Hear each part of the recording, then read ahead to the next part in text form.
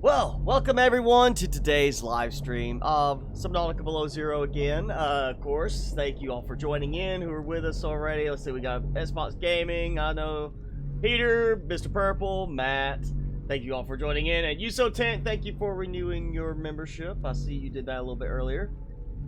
And No Man's Sky, trying to buy silver, but no space station selling it. Yeah, that's a rare thing, so you gotta find a good spot. But really, if you find a space station that has it, don't worry about just buying it from the space station trade terminal. Stay and hang out and talk to the NPC pilots that come through, because they're likely to have it as well, and usually have it in better quantities than what you're gonna get from the trade terminal. So just a little help there. Go buy it from the NPCs if you can, and you might get some more. I usually end up getting 2,000 or 3,000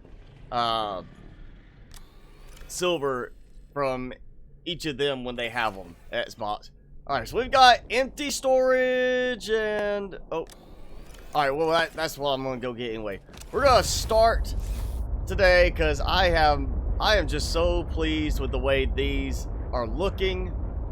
With the big glowy balls, we're going to get some more big glowy balls to decorate more around here and potentially at the original base. Maybe the secret base. The little hidden base. I did put a few more up here. I want to see how this looks once I start getting into the area. Okay, so there we go. Got some glowy balls floating up top. You see, it's not quite ball shape. It looks like a ball from one angle, but you get the right angle and it's just a little disc. It's a frisbee.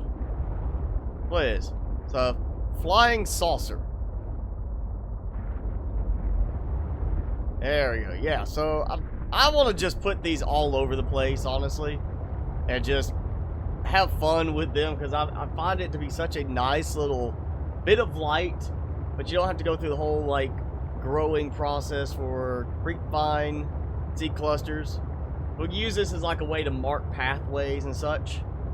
So I want to go grab some more, and we still need to go and look. I want to see if I could do something different with those mushrooms in the deep lily pads. Glowing balls are your favorite. Okay, definitely something to hope doesn't get taken out of context. Good afternoon, William. Or morning. I'm assuming it's afternoon for you, if you're saying afternoon to me.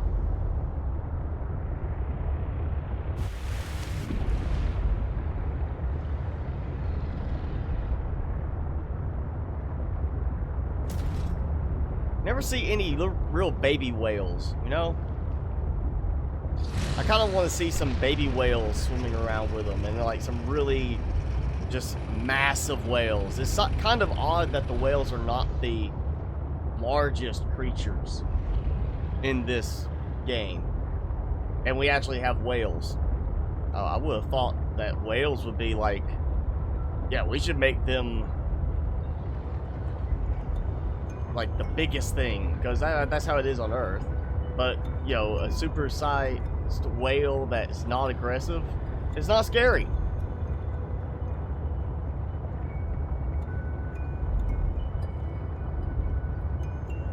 I so miss sonar now. Just for being able to see terrain outline when it's really dark and hard to see.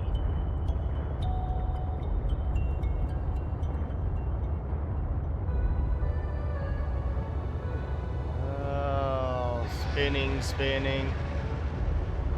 Why is he down here? He's a little low. You're not supposed to be up here. Get out of here.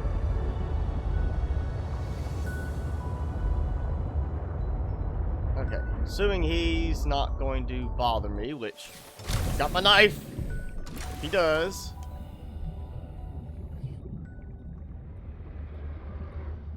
Yeah, he is going to try, isn't he? Gonna go ahead. I'm gonna get the drop on you. Ha ha ha. Okay, we're gonna grab all these.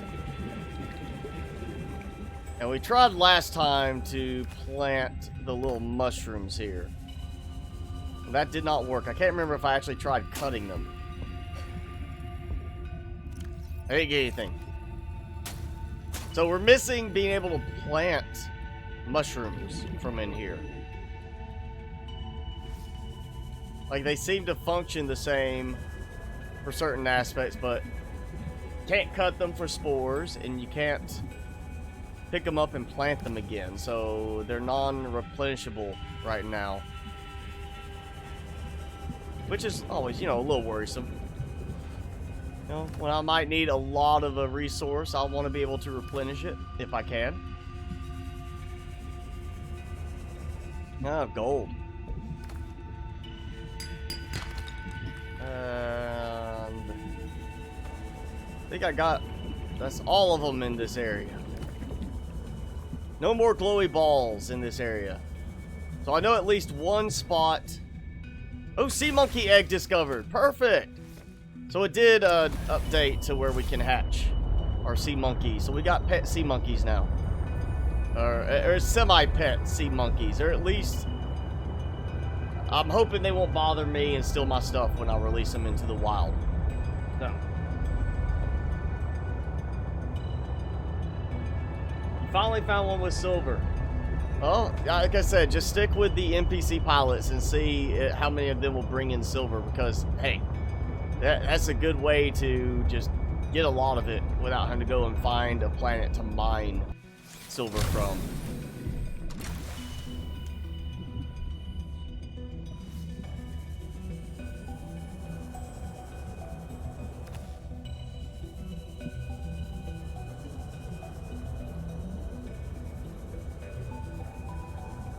We're just gonna get a lot of these, because I will need a few just for making, you know, the architect body, if we decide to go ahead and bother with that.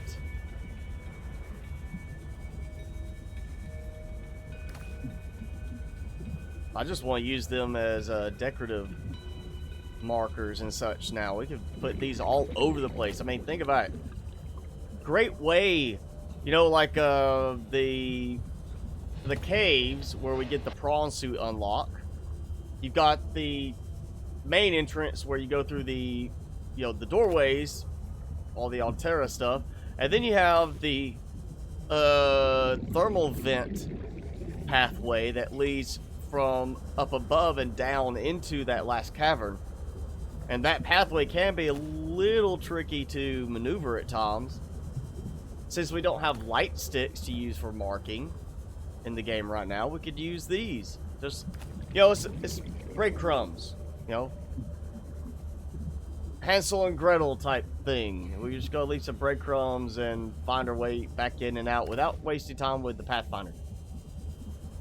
I still want a beacon to point me in the right direction, but I might use these as a little marker for that pathway back up from the deep purple crystal caverns that I can never seem to find my way back to the way I come in. I always seem to miss that one that takes me back into the purple vents.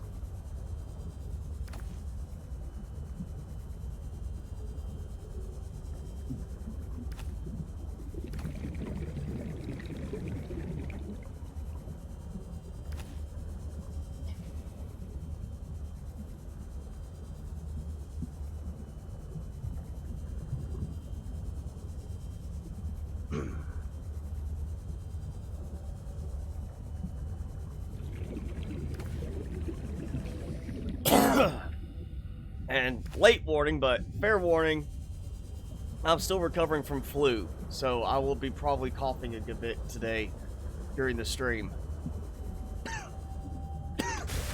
I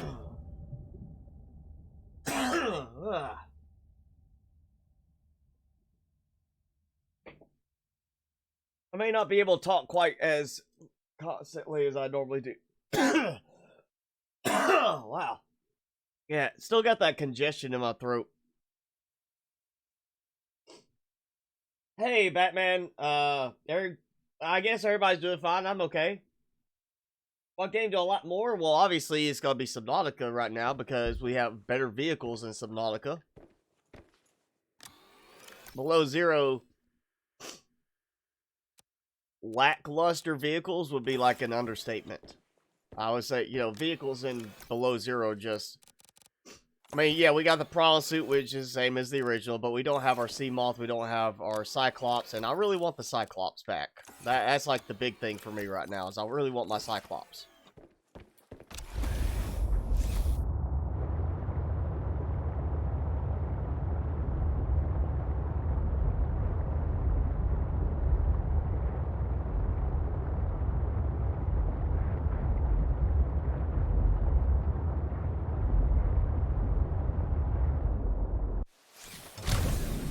I still don't get the whole Aurora Borealis thing where I can see it inside a cave system. Like, why am I seeing it while I'm underwater in a cave system and not exposed to any kind of sunlight? That just doesn't make sense. That's just, they put it in and didn't worry about when it triggers on and off. It's just, all right, we're going to turn it on, and you have this new visual that is going to randomly trigger at times. And it's not going to trigger when it should. So hopefully we're going to get it where they fix that and it triggers appropriately when you're outside, you know, towards the surface. And not in a cave system, where you obviously are not going to see any sunlight or anything like that.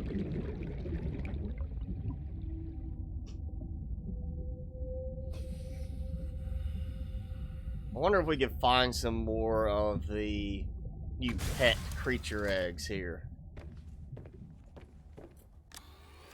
What is this one? There we go, okay. So we got, what, 3 of them last time? I got 3 hatched, 2 are still in containment, 1 is outside, hanging around the base. Now we're looking for a glowy spot, just tucked away in the back, and it's supposed to be further down, about 600 meters, so let's go head down a little bit. Why does your power always get overloaded in No Man's Sky? You must be using a lot of power. Is that on your base or on, like, your freighter? Because I've never had a problem with power being overloaded on the freighter. It's just a matter of, in some cases, the power did not want to connect correctly to show that something was being powered like it was supposed to be. On the base, yeah, you can easily, like, if you're drawing too much power from what you've got on, even like the rooms are going to draw power, you can easily overload.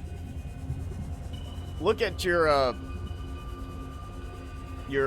batteries or like your furnace or whatever.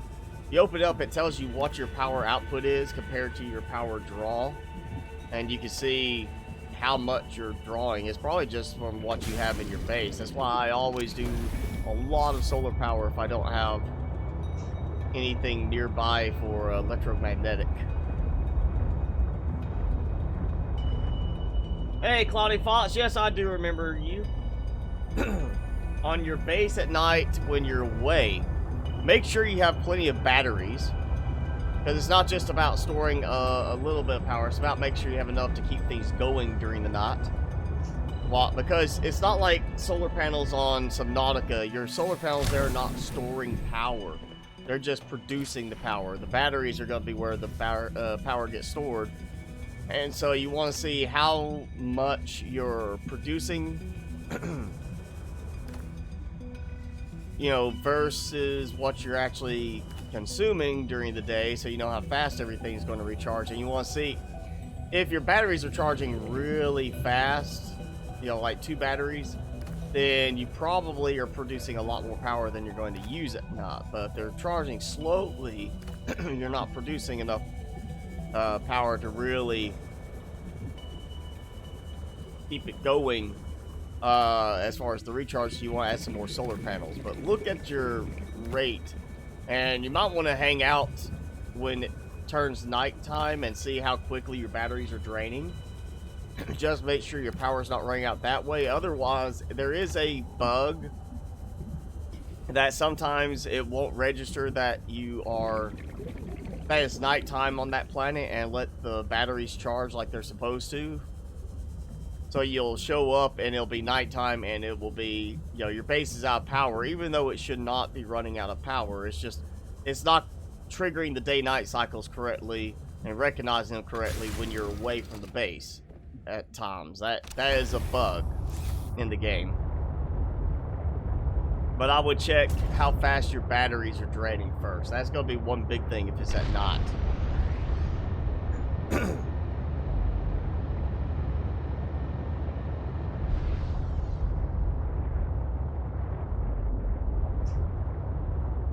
I think I've got some light there. This is about where I found... Yes, look. Creature egg. Creature egg. And no more. So we got 2 more. That's going to make 5 total creatures now. We're going to have 5 pets. Means we're gonna have to go hatch them at one of the other bases too, you know, because I've got to have them spread around. Can't just hog them all to one base.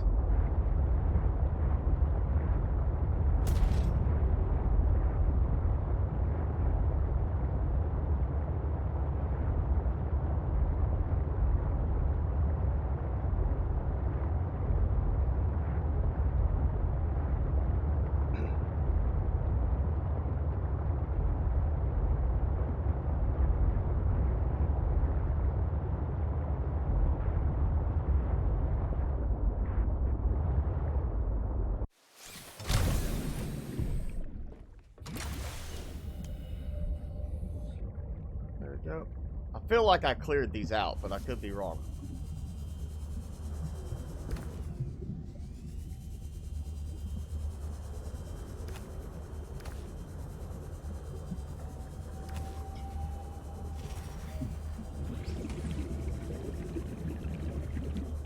There we go. And Dammy Chapman, thank you for the subscribe if you're with us. See, these do not look like disc now. I don't know why the other one was looking like a disc. They're supposed to be ball-shaped, not just like frisbee-shaped, and yet the other one did have a, you know, got turned into a frisbee. Maybe I don't know how I made it spin or something to make it elongate itself from, I guess, the inertia of its spin.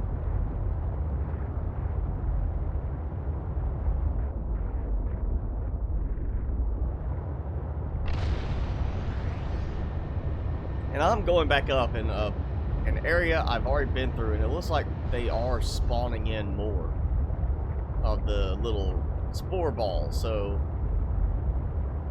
that's promising, though I could just have missed those, because look, there's not any showing over here. There's like none in this little area, except for that one over there that showed up.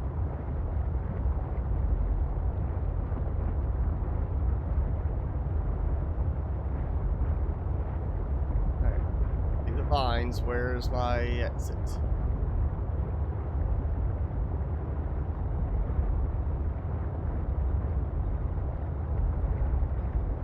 Seriously, this is where I want my sonar back. Why don't we have sonar yet? Just a sonar upgrade. I'm really shocked we don't have that. You'd think that would have been included pretty readily in the game. Unless they're just admitting that they don't think it was that useful and they don't think they should have put it in the game to start with.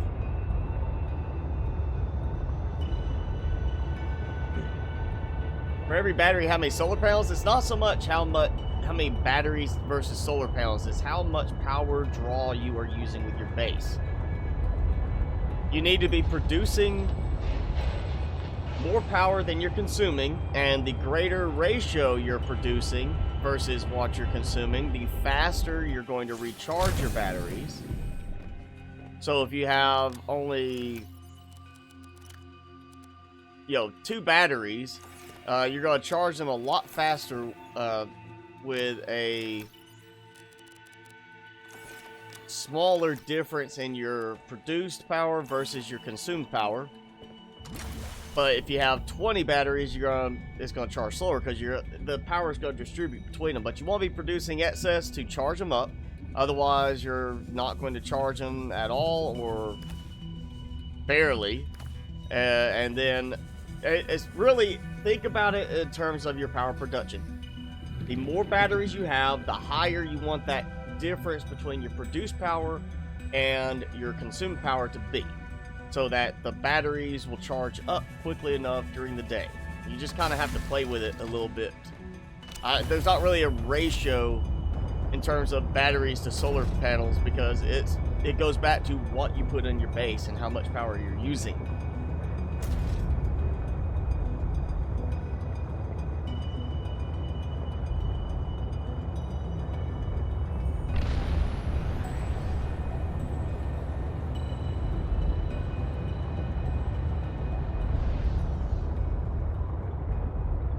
Alright, we've got glowy balls in tow, plenty of them. We've got some extra new pets. So I guess we're going to head back to base number 1, do some decorating with it, with some glowy balls all around. Now, your door disappears. That's a bug. That happens to me. Not always the door, it's usually the connection between the door and like the landing platforms will disappear. If you remove the door, or try to wiggle something in there to put something back, it'll usually fix that. But that's just a visual bug in the game that they haven't fixed for some reason. But yeah, the power does have a problem with calculating daytime, nighttime cycle when you're not with the base. So I usually go with a fairly decent number of batteries and just see from there if I need to add more, because they're draining very quickly during the night. And that's really all I worry about. If you can find electromagnetic hotspots and use that to produce your power, you won't have to worry about running out as long as you put more and more there. That's the ones that allow you to really build big bases and not worry about power drain.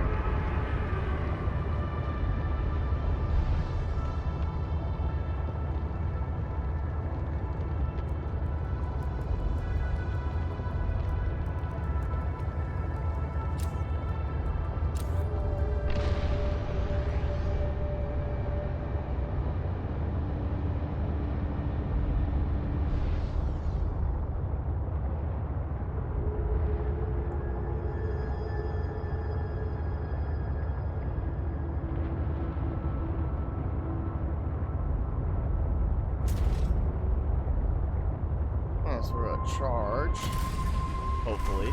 Welcome aboard, Captain. And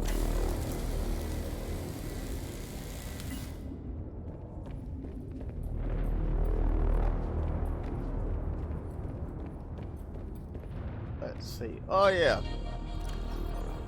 Filtration machine that's been sitting here working so dutifully and making more water that I haven't been here to collect.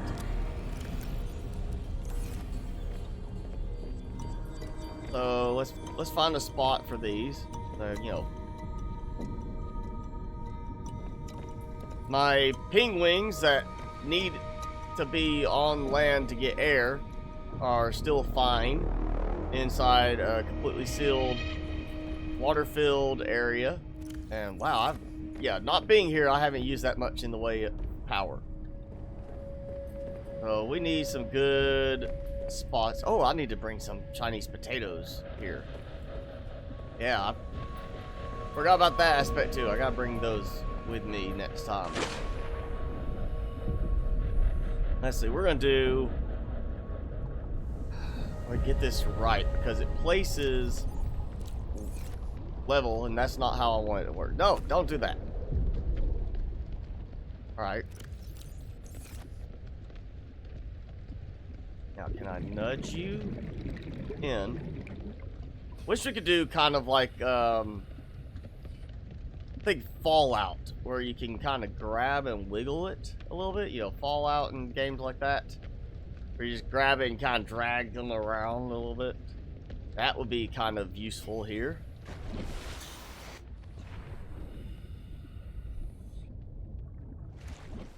So yeah, that's middle. We're gonna do middle over here as well. Seek fluid intake immediately. Yeah. I'm going to in a moment.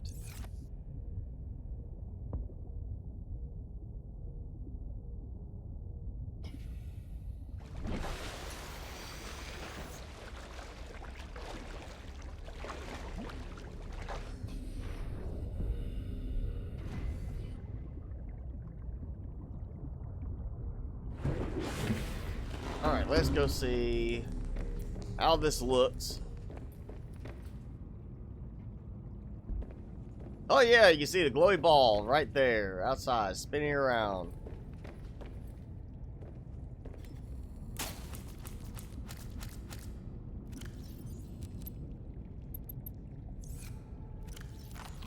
And now we have a good view of the Aurora Borealis.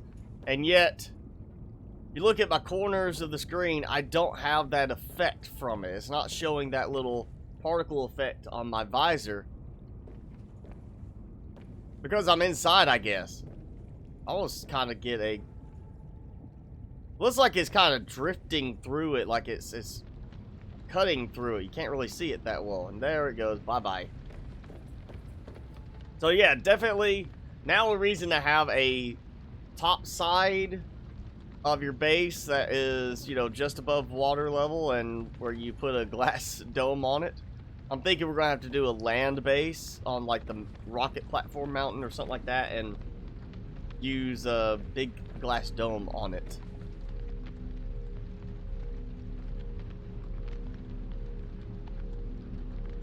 When you try to find electromagnetic energy, it won't let you select the way to find it. It's 1 and 3 change with your visor. You gotta get the scanner upgrade thing to do that with your visor, but then once you do that, just hold F and press 1 or 3 to cycle through, and then it'll select the one for electromagnetic. And if it doesn't glow, then there's no electromagnetic around you. It should still, well, actually, I can't remember. You might have to get a certain upgrade for it. But, yeah, it should work the same as the others, as long as you got the right upgrades. Is it storming again? Nope. We've got a meteor storm. Looks like.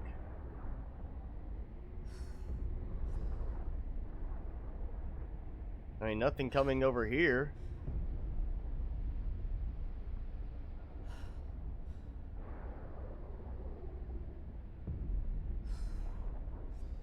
That'd be kind of really neat, but worrisome at the same time if you saw one flying straight at you and it hit in the water near you.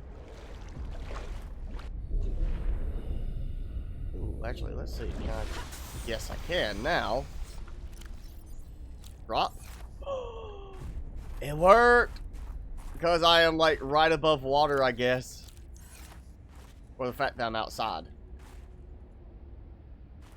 So let's place these a little bit better.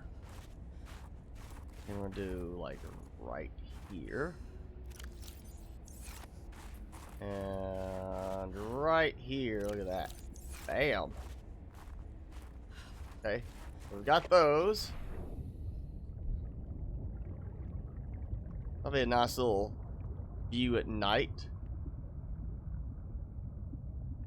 I do kind of want to build on the mountain, the rocket island over here, just for the fact to be able to look out and see a little bit of this base in the distance. Not so much that I want to do like super massive base, but I would like to be able to build on it maybe and be looking over here and see it. I still need to get up there and finish some solar panels. Ooh, let's wedge it in here. Sure, that works. I think it's stuck, so it's good.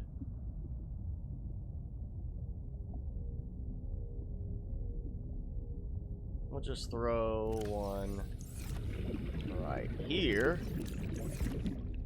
Nice little glow. We already got the glow for this.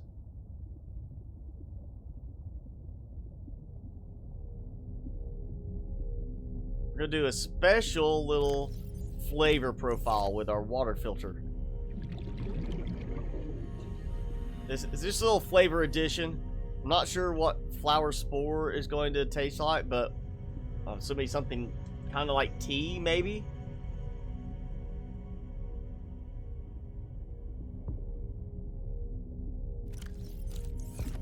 That one's a little bit more elongated than the others.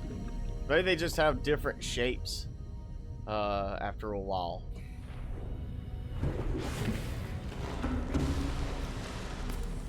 Hi, William Meany.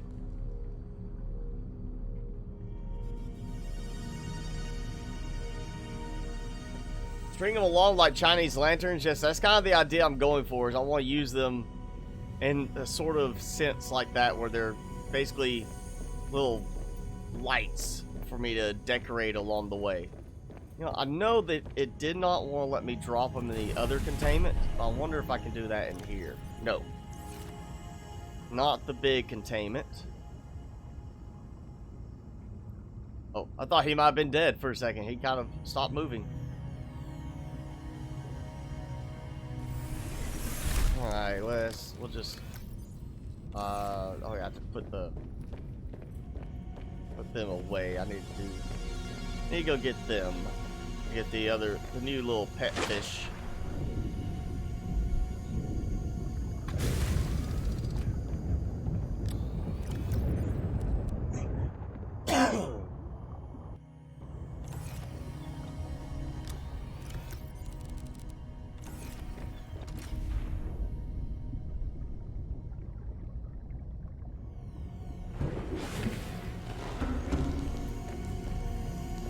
Wonder will it let me put them in here if I take one out.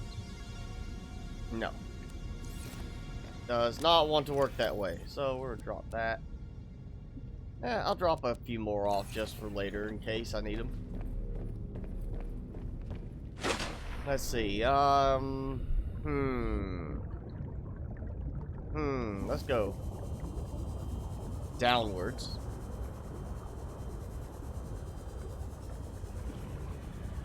And I just want to see. These are not super visible from a distance, but just the idea of maybe putting one by one of the little entrances into the deep, twisty bridges will make it a little easier to spot when I get close.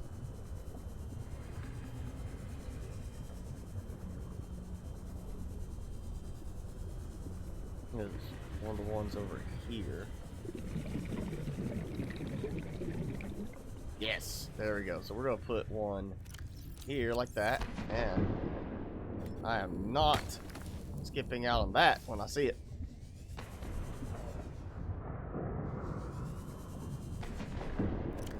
Drop one here. Drop one here. That way we got some lights to mark the location. Oh. I would take a lot of these, but it'd be kind of interesting to actually go and just fill this area up with them and try to use that as a way to light this up more.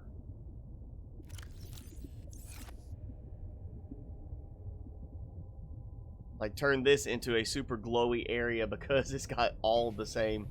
It's just so loaded with flower spores.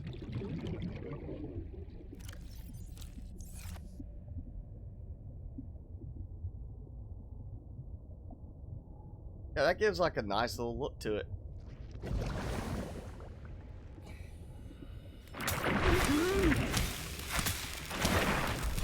Alright, I got you. I sliced you. Slashing again.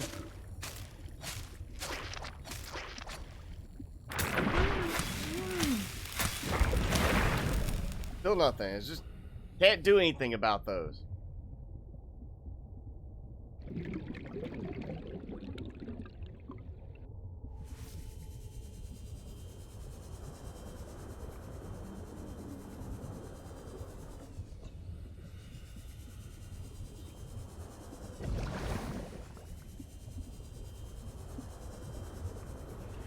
Seek fluid intake. I wonder if any creatures considered the spores to be food. That'd be bad. It's like, you know, reference to breadcrumbs. It'd be bad to find out one of the creatures likes to eat them and come back and find half of them gone.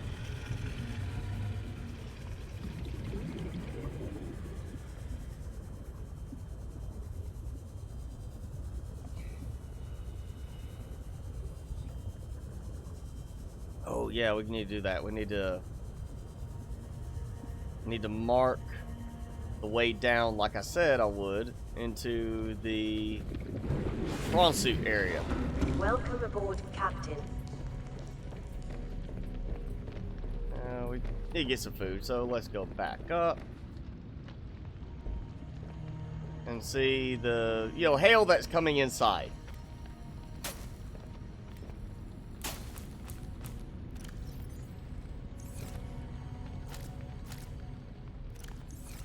Oh, this one's being a little targeting goofy now.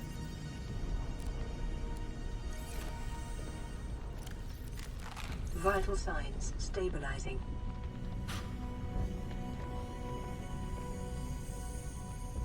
Okay. Oh, we got more stuff coming down.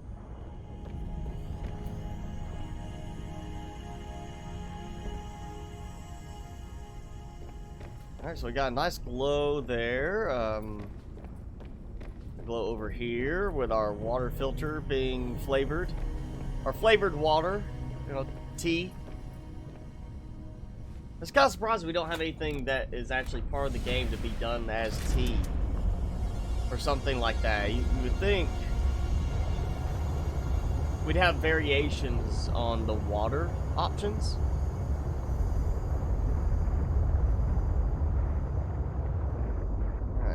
Where is that little link? There it goes.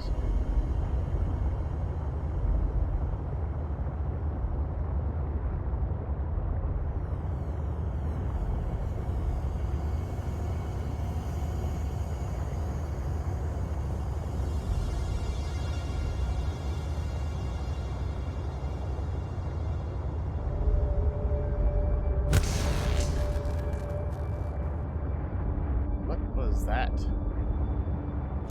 specific noise. That sounded like an electrical effect to that hit.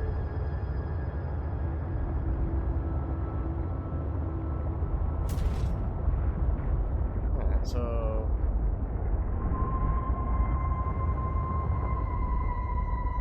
one spot where it gets toasty that I've found in the game.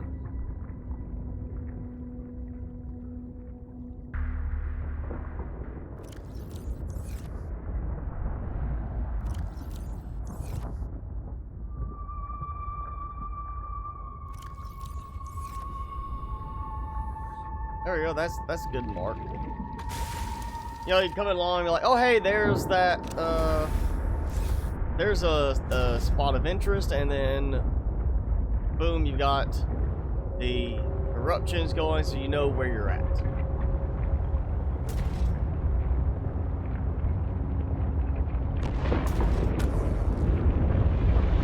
Oh, 250 degrees Celsius.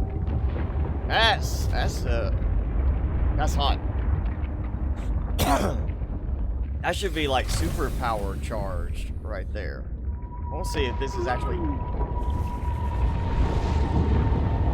Yeah, they're going up. Okay, so it's no longer. Like, oh, no, they're not going up. Wow, these changed. These used to be like 73 or something like that. That's 253 degrees Celsius. That's a bit different than it was in the original game. I wonder how much more power that's producing at a given time. Like how quick that is generating power from it. And I'm getting cooked here.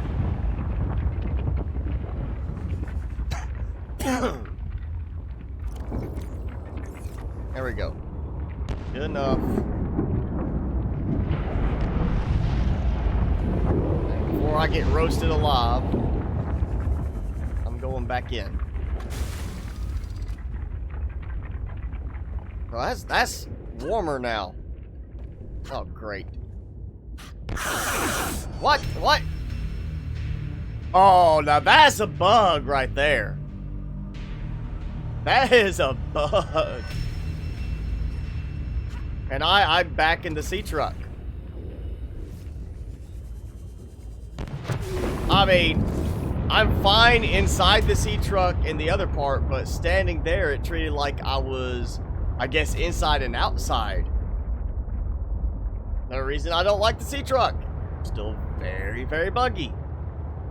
I died, but I didn't lose anything, and I didn't get sent back to the base. Yeah, that was weird. Oh, there's some more hot spots. So maybe they expanded the hot spots a little bit. Let's see what's this give me. 30. Actually got colder next to this. Ah.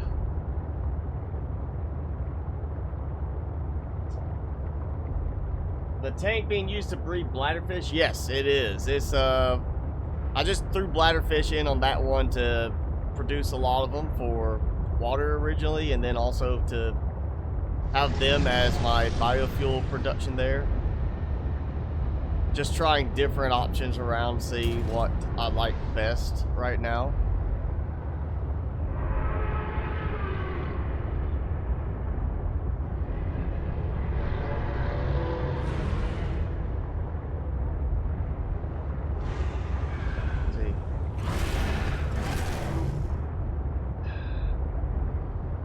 Yeah, sonar would be really helpful right now.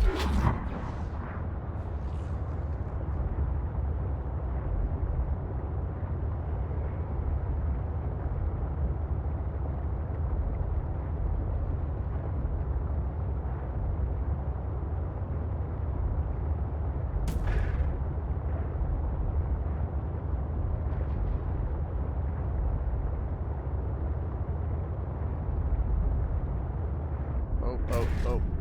I don't want to. I know what I want to do. Just to see if it works.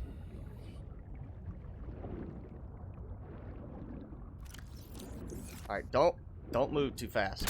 Ow! Come here.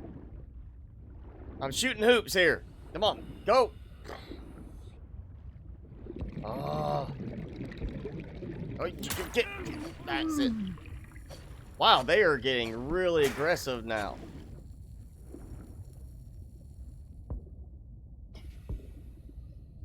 Come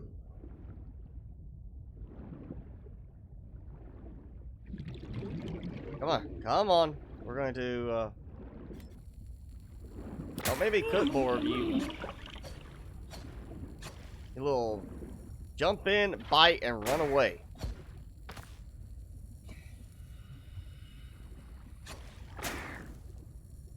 There we go. And that's not working because it's swimming away from me.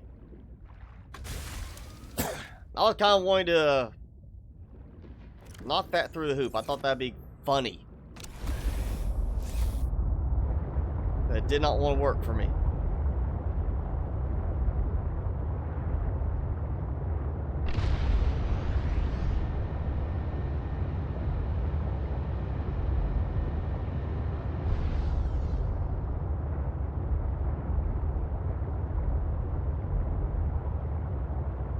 See, they didn't fix anything with the terrain stuff with these.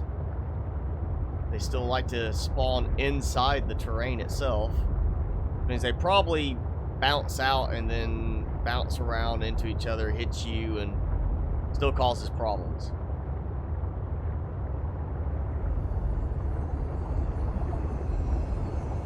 Like that, right there. That quick little boop it did. Alright, that gets really problematic when you go into the tunnels with these. And they're just constantly bouncing around and hitting you.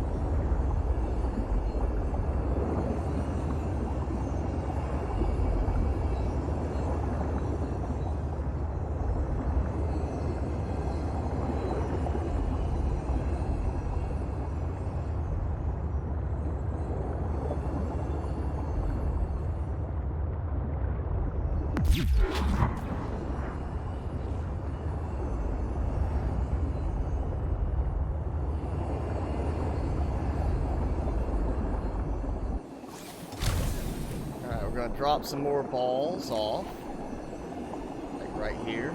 Good spot. There we go. 3 of them all together. One big bundle of balls. Right there. Yeah, that's a good marker, right? You know, as I'm getting close, I'll see it. I'll be like, hey, there's my 3 glowing balls right there.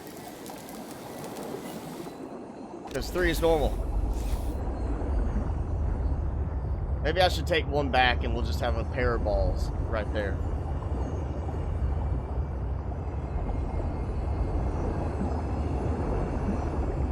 I know at some point I'm going to build a base somewhere that's perfect for it, and it's just going to be like, I'm just going to call it the glowing ball base.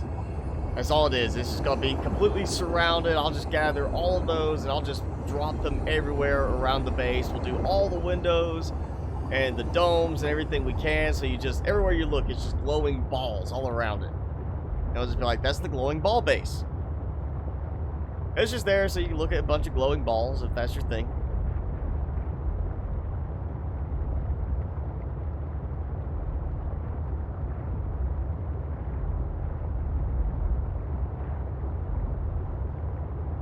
Alright, I don't think we're going to find much over here. Let's head back. We'll go that way and go back to the other base, get some supplies.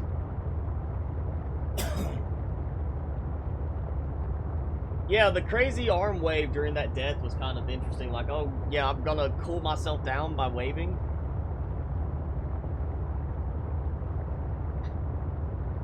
I don't know why you're playing Roblox now.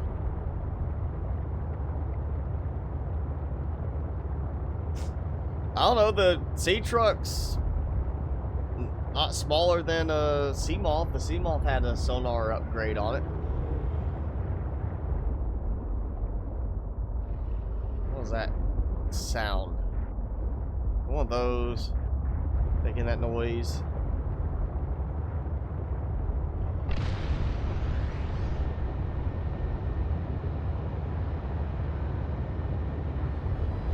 Oh, I know something I want to do now. If I can remember it before we're done today, I'm going to do like we've done in the past, try to break the game. I just want to do a very funny little game break attempt. Just to see if I can remember to do it before we call it an end.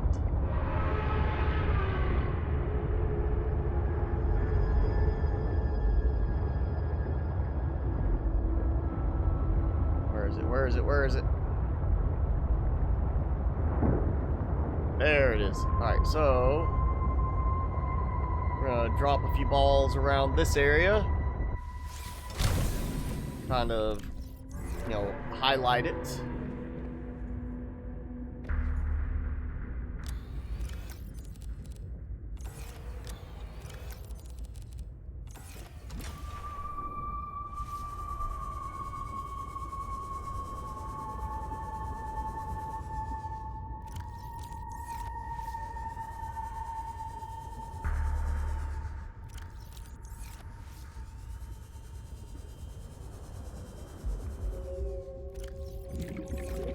Gonna put these all around kind of ringing it with light. So have this, like as you come in, you can see, oh, this is the, it's got all these, something here, and then you look down like, oh yeah, there's that little entrance down there. Well, try not to be eaten by crypto right now.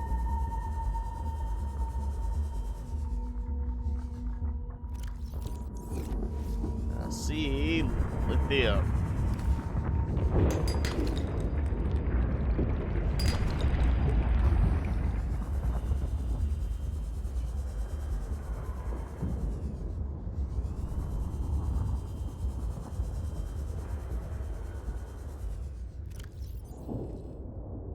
And we got a little lag.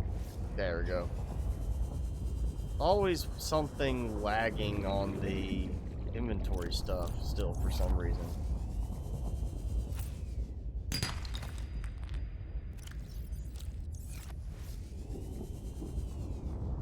There you go. That's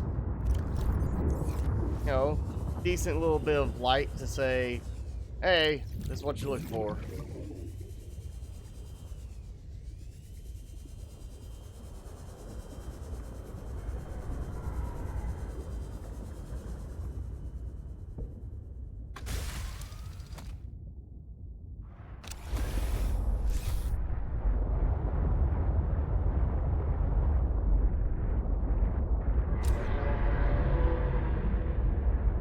So the water is murky, so you don't get that full range on it. Like, I'm not seeing it. Like, all the stuff over there, you see how quickly it disappears. You still see that, but if I was coming along from the side and I saw that, I'd be like, oh, hey, okay, something's here, and looking down. Hey, there it is. So obviously the effect is still going to be limited based on how the water fog effect applies.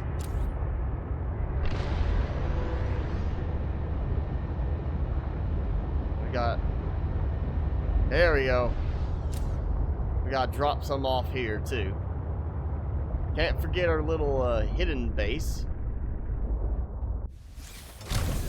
It's the perfect location for something like this, Just drop some of these in to create a little nice glow back here, not towards the entrance where it's going to be visible.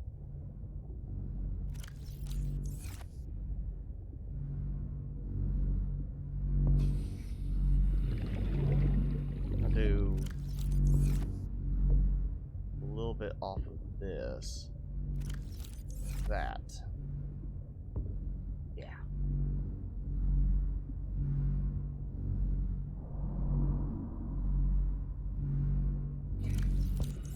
That. Let's take a look. Welcome aboard, Captain. I forgot to put those there. And okay, we got that. Actually, I wonder, is this it does not count as an organic item, so you can't put it into the bioreactor. Let's do this. Calorie intake recommended. Let's turn off power down there. And yeah, I'm gonna eat.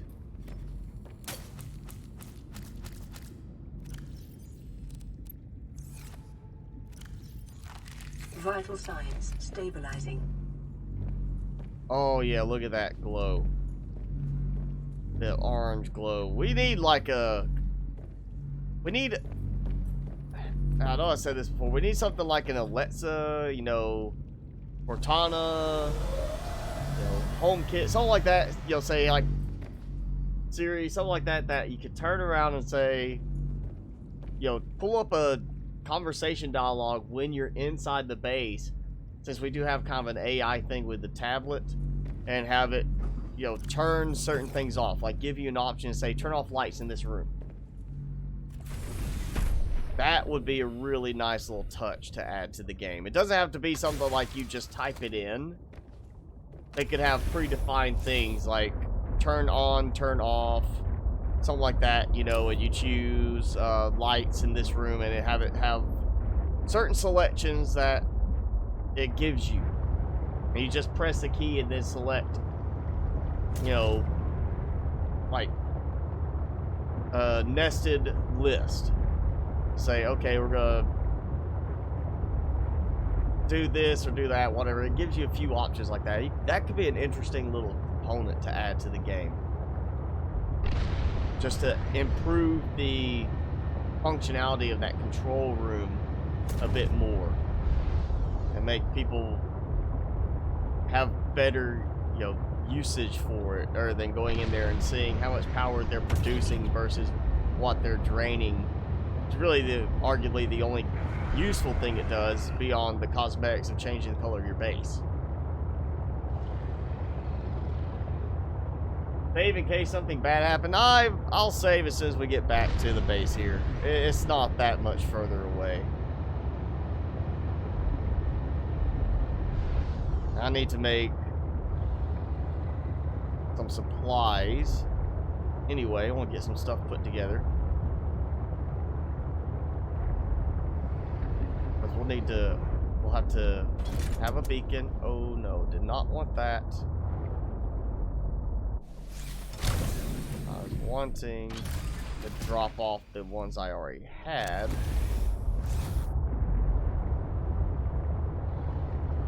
So I can let this charge. Welcome aboard, Captain. Alright. It just looks really good in here, putting them right there like that. Can I drop them? No, it won't let you drop it inside on the base. But let me drop it on top of the base outside. So it's either a factor if it's got to be in water, or maybe it'll let you drop it on land too, if you really, you know, wanted to. Guess we'll swap that. Set that going. I am taking the opportunity to drop off that here. Because, yeah, I need that sort of stuff here. Let's see. I know I've got copper, quartz, lithium, silver, a diamond, and granite. We can wait.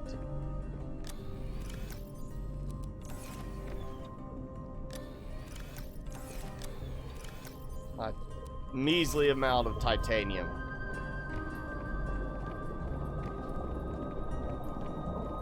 Alright, we've got a lot more glowy balls to decorate with, and I really think I'm just gonna disconnect this again. Yeah. Maybe I can keep this from linking up where I don't want it to. We'll do this. Do this, and we're gonna swim around. Doesn't have to be along the base. It's going to be in different spots. But we could decorate the terrain in the surrounding area where I can see it, like I was doing with the hand vents up there.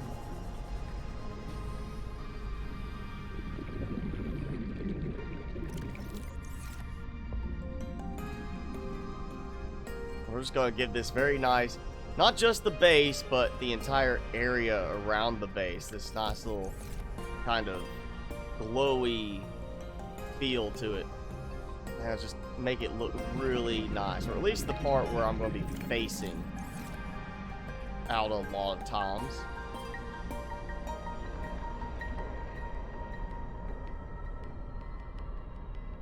We'll see how this works. If it doesn't look that good over here, then I'll stop. And we'll go on. Oh, actually, I'm gonna put some in the vent garden. Now, this is my vent garden. I get in. Don't. There we go. I was gonna say, don't tell me I can't get in now.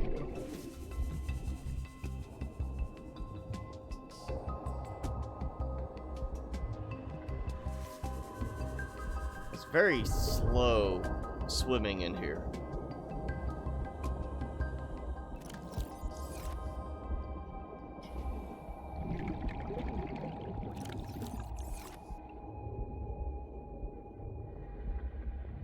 So like has that muffled sound in here, like you're too much pressure in your ears, guess you could say.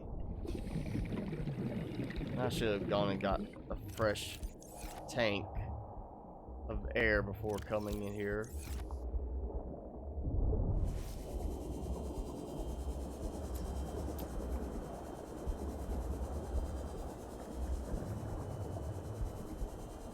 Let's just see how this looks.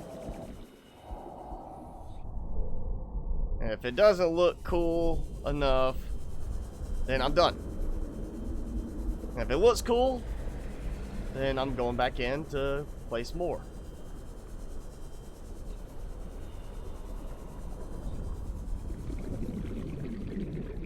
Oh no, I like that. Yeah, we're gonna have to go put a bunch of those in there. I might do that instead of the surrounding area. We'll just take all of those. Let's do this while I have oxygen. Oh yeah, we just do like 2 on each of the little top platforms and like 1 or 2 on the underside ones. Instead of doing, let's get the look. Yeah, that's just not giving enough look to it. I mean, it's kind of cool, little few spots, but there's no real rhyme or reason to where they go. I'm just kind of started throwing them in there. So I think we'll end up doing just, I'm going to fully load up this vent garden with glowing balls inside. Hey, Noob Law. Thanks for joining in. Energizer Bunny got charged with battery.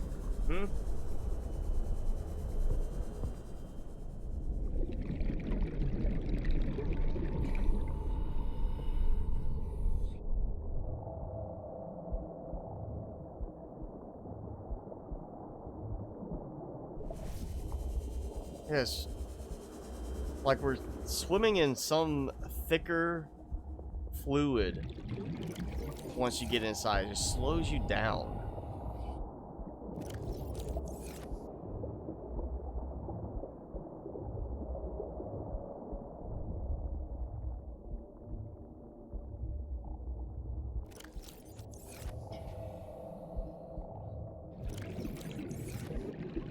But it's gotta be just water.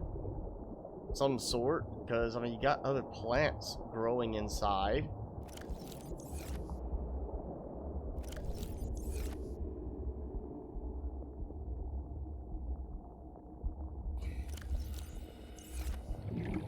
Yeah, I'm thinking 2 on the top, 2 on the underside for each one.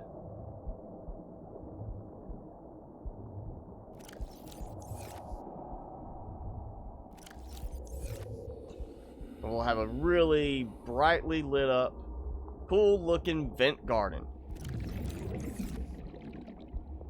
Actually, I think I'm gonna throw one like right underneath this so it gets an effect with that. Put one here next to it.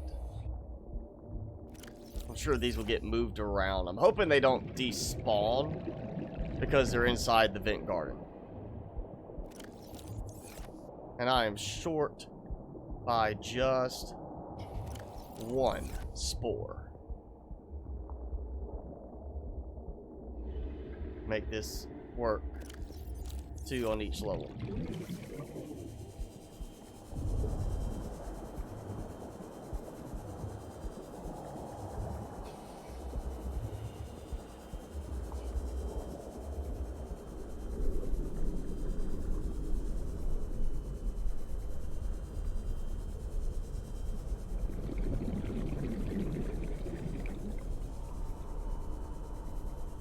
Oh yeah, look at that.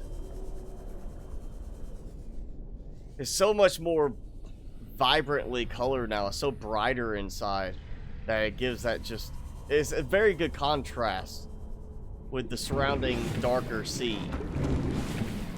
And be nice if I could climb in. Thank you. It took, what, 5 tries to do that? Yeah, look at that. That looks cool. I like that. I just need one more to go in there. I can always do that at some other point.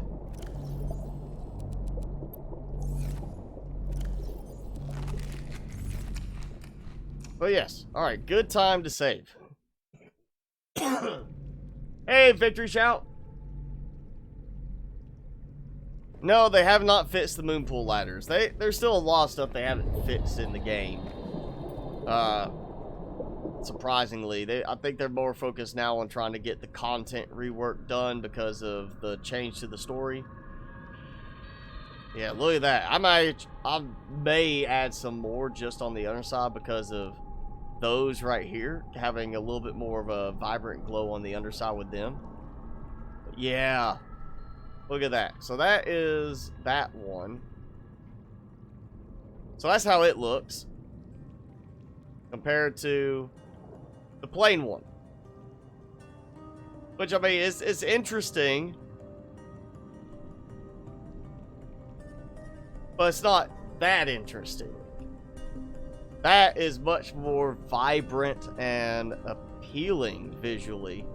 I may throw, let's see, I know we come out this way. I might throw some along the outer edges here and light that whole area up. Yeah, that sounds like a good plan there too. Let's grab some more out of here. That glow around, I mean, that really is a nice little option there to have. Because that does look really good, and I've already burned through everything. So I guess I'm grabbing these back, because I don't want to do another trip for balls today.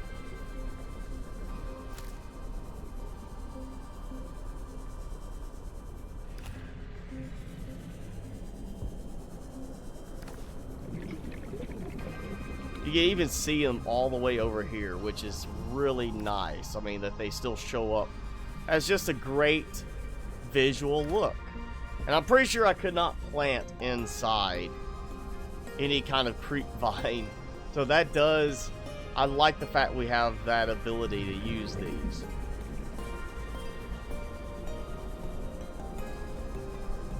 The outside, it's already got enough vibrance to it. It's the inside, it gives that, because it's got that casing that deadens the glow a little bit from the inside. This helps. We're gonna put that one. There you go. There's the one that needed a second one dropped off. That gives me 3 place. 1. Ah! Okay, that did not work.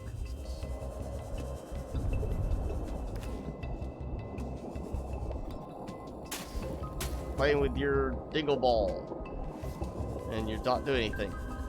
I wonder if I could place it down here, though. The edge. Okay, so that's not being pushed upwards.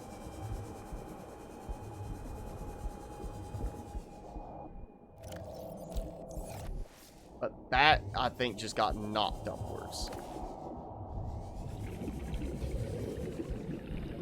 There's some weird collision stuff that happens with these, where sometimes it's just like, it acts as though you hit something, though you really had nothing to hit. You weren't, there was no collision with anything, it just did it anyway.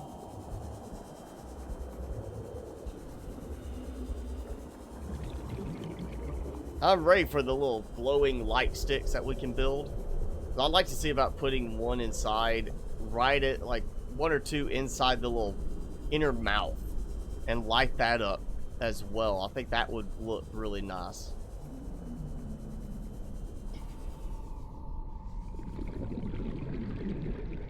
Yeah, look at that. So much more vibrantly colored now. Just has a much more interesting look.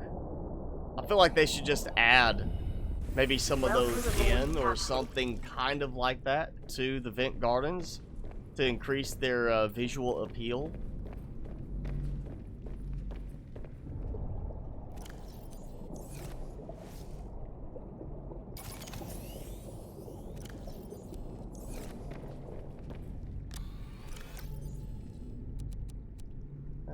Not the gold.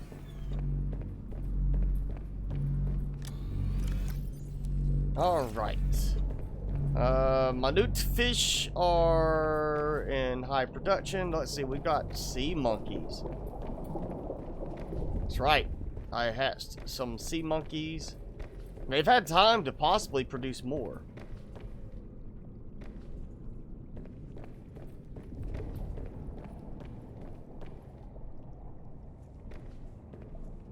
I don't see any more eggs.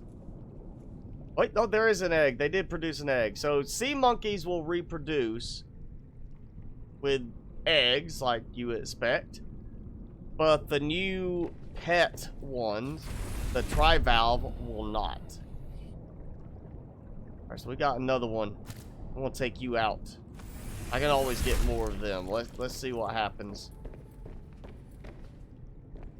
Alright, we're gonna look and see. First, I want to make sure, can they be placed in the bioreactor? Like, because you can't really normally pick up whole sea monkeys. So let's see if they've actually incorporated them into the bioreactor options. We saw the flower spores have not been added. Yes! So sea monkeys can be composted for power. So that means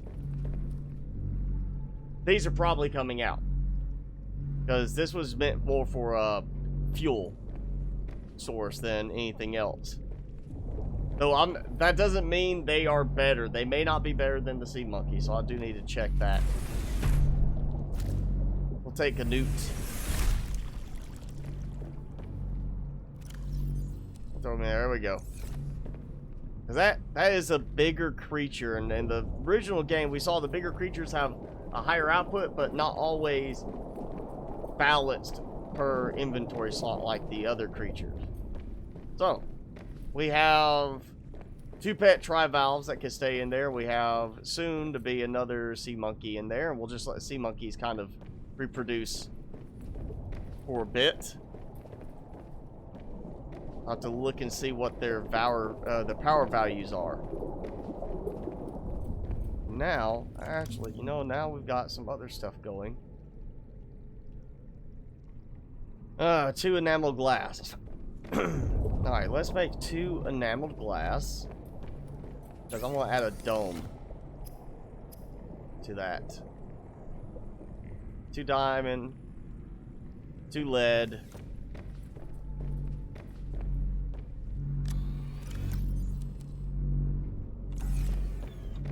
Still not a lot of lead.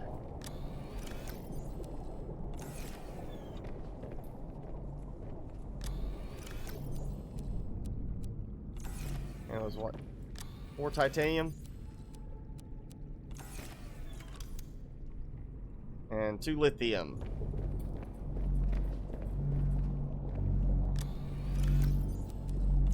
We're gonna make a nice glass dome for the central multi-purpose room. Because, you know, it has a nice little glowing area out there. I am feeling a little better. Thanks for asking.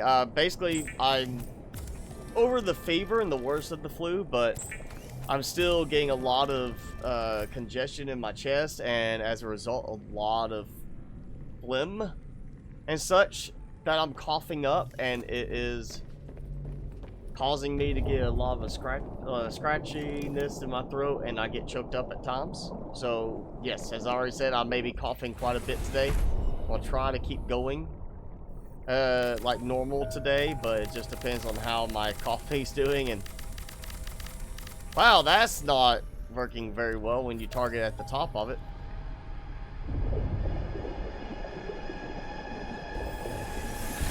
Boom.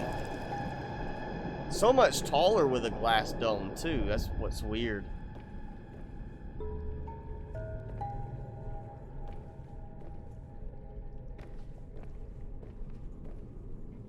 So now we just need, like, glowing balls all around it, surrounding the whole thing.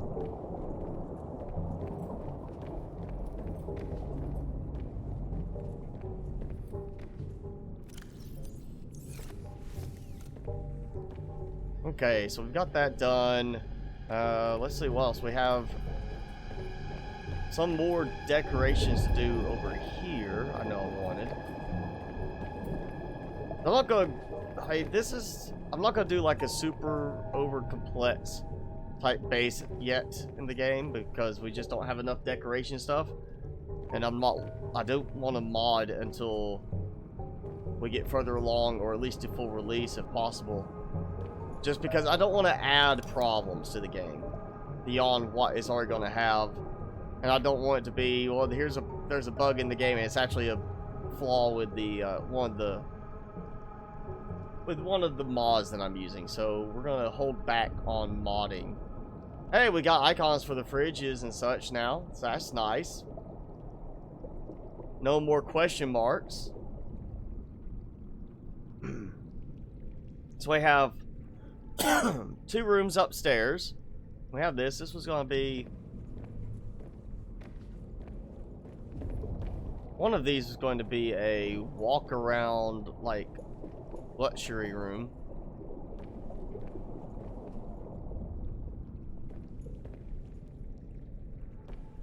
But, like, that's got to be this one, because if I do any kind of labs, offices type stuff, you don't want to have people going through your work when they're going to the, you know, exercise track, the common room. So we're gonna have that here.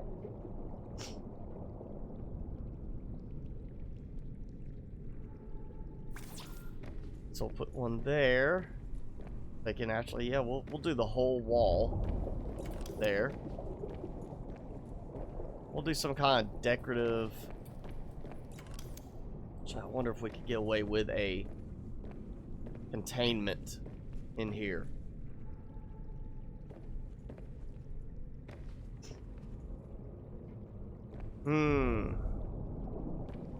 This is nicely decorated, but we don't have a lot of just other utility type decorations.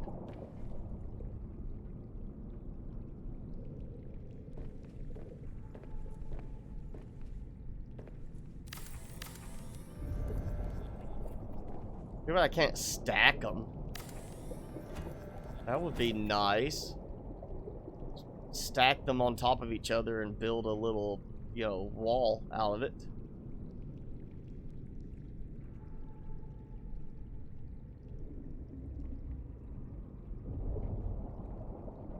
I really want the other planter pots. I wonder if we can unlock those now from any of the other spots. We may just have to do some more exploring today.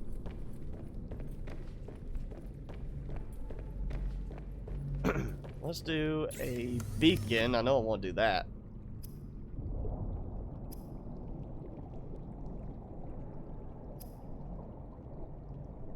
Copper ore. Yeah, 1. I'm tired of missing that spot every time I want to come back up from down below. Really need to make one of those too, just so I have that ready. We might do that today as well. We'll put the other lithium away. And that granite, let's get some food. And we'll head out.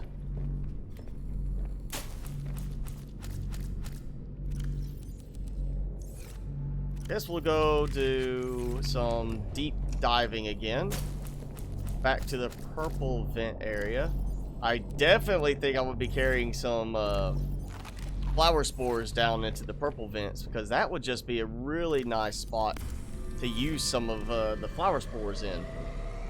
Because it's so dark with the crystals being the highlights that it would be a really good contrast, that purple and kind of orange glow everywhere. Yeah, that could be a fun one to do. Alright, so we got the beacon. Not taking that because it's too deep. Has anybody confirmed if we can actually unlock a depth module yet for the prawn suit? Oh wow, that's messed up more. Yeah, no depth modules. Did it give anything else?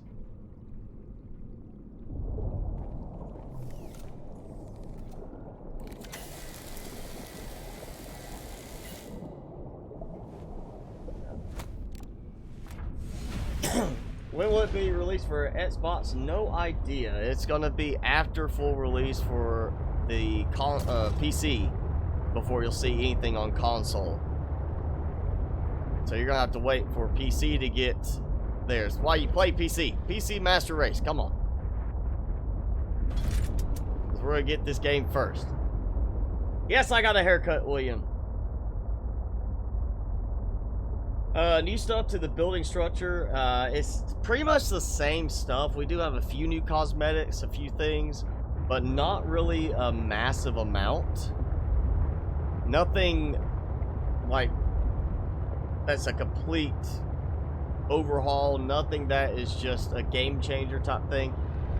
Power options, we have the same ones, but there's very few thermal hotspots in the game, so you're much more stuck with solar, bio, and the nuclear in it. A fully glass large room. I think you might have a pressure problem with that. Even with the rest of the base being okay, I think it'd be kind of hard to justify the legitimacy of that for, you know, the pressure when you're below a certain depth. Which might be why we're not going to get that. I really want to have a way to, you know, add. It doesn't have to be a whole glass floor, you know, that you just, the whole floor is glass. Give us some kind of window insert into the floors, though, in the big rooms at least. That'd be kind of nice to throw in some of the square box, a window, and you're actually able to look down into the water below there. That would be a cool effect, too. I think a lot of people will do that. And look, my hand is not moving with the joystick now. Last time it was wiggling all over the place. Now my hand is not functioning. I broke my hand. My hand is broke. But the joystick responds just as well. Actually, look at the left one too. It's when I'm going forward, you can see it leaves my hand. So we've got another bug come up this time. Yeah. That's why I don't want to add more bugs by doing experimental or mods just yet. It's got plenty in the game on it, you know, standalone right now.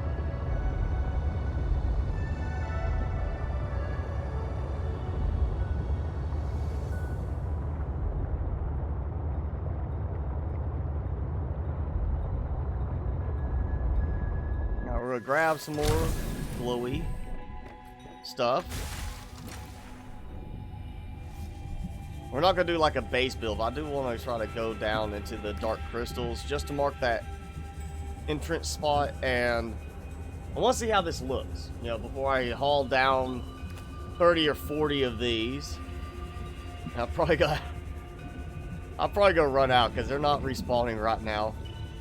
They're not regenerating in here. I'm hoping it doesn't glitch and cause them to disappear from the earth spots. Hoping something with the cache doesn't cause it to reload with them missing from inside the vent garden. I really would like to get where we could grow these.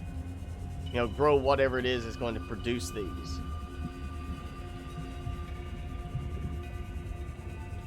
That would be a neat little thing, just have a smaller one that produces like one occasionally, it spits it out into the water.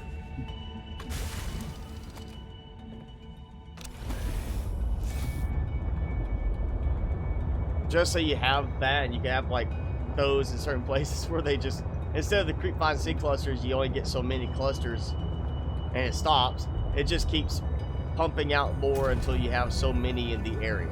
Or maybe have it count how many there are, and if it's like, oh yeah, you got 4, stop producing them, and then as soon as you collect them and take them elsewhere, or you know, just pick them up, it produces more.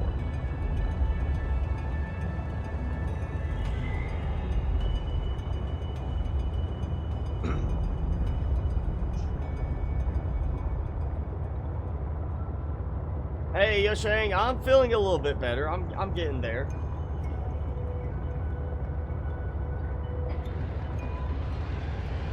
Yeah, the fact we can name the lockers in the wall has always been the reason I preferred wall lockers.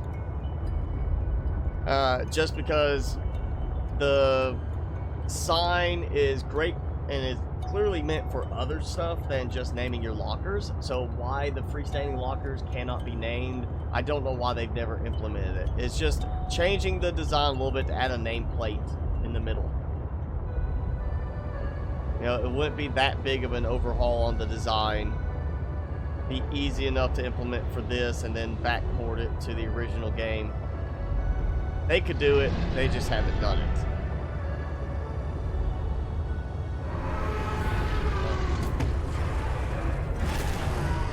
We tried last time with the cave flowers. You cannot collect any cuttings from them. They won't give you anything when you try to cut them. If you can't plant the spores. So yeah, there's no way to grow the cave flowers right now. Actually, the cave mushrooms cannot be cut to get spores, and once you pick them, you can't replant them right now. So in the stable branch, it's not working for either of those items from the deep lily pads. I really hope we get a way to produce the spores in mass quantity, because I would like to be able to just use those as light bundles in different places. I could totally see it becoming a thing like, okay, you can mass produce this, you can use it for light, but it also can be used to produce a much brighter light by using it as a building component. Oh, that's not a good sign when he's already glitching through the terrain right here.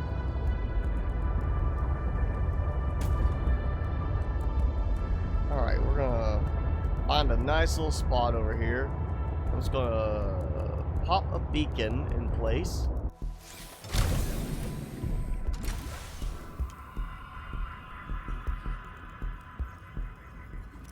Hopefully it won't be messed with right here. No, not pick up. Name it.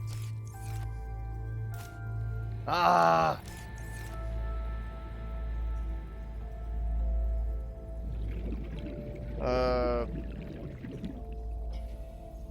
Purple transit. Because it's purple vents on top, purple caves below. Oh. That's that one that attacked me before. Got stuck in the, Nope. Oh. Oh, no. Quit. Yeah, he attacked me through the wall, in the past. I was just over here being quiet, swinging around on my own, and he came after me like that. Hey, don't you get away from me. No, you don't. There. Get out of here.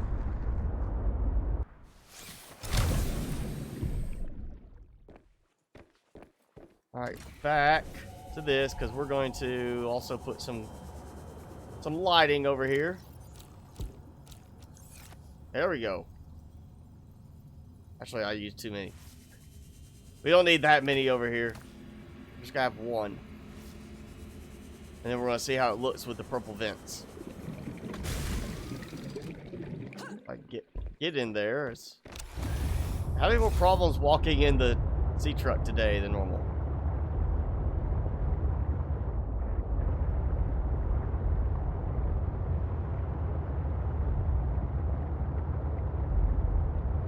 Yeah.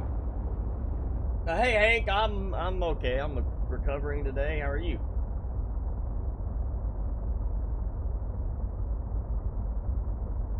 Yeah, there's no sea moth in the game now. I mean, it did have stuff like the code in the game for the sea moth, but it's looking more and more like they're just taking the sea moth out of this game. And yes, the sea truck, unfortunately, seems to be the intended replacement for it, despite the fact it's so buggy and in a lot of aspects poorly designed that I just cannot stand it.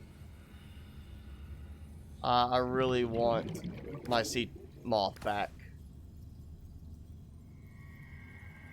Sea moth over this thing.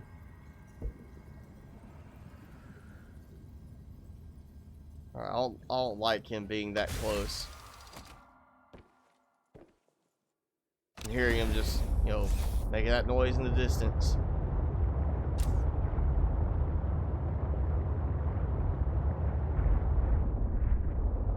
Alright, so there we go. We got one that's readily visible.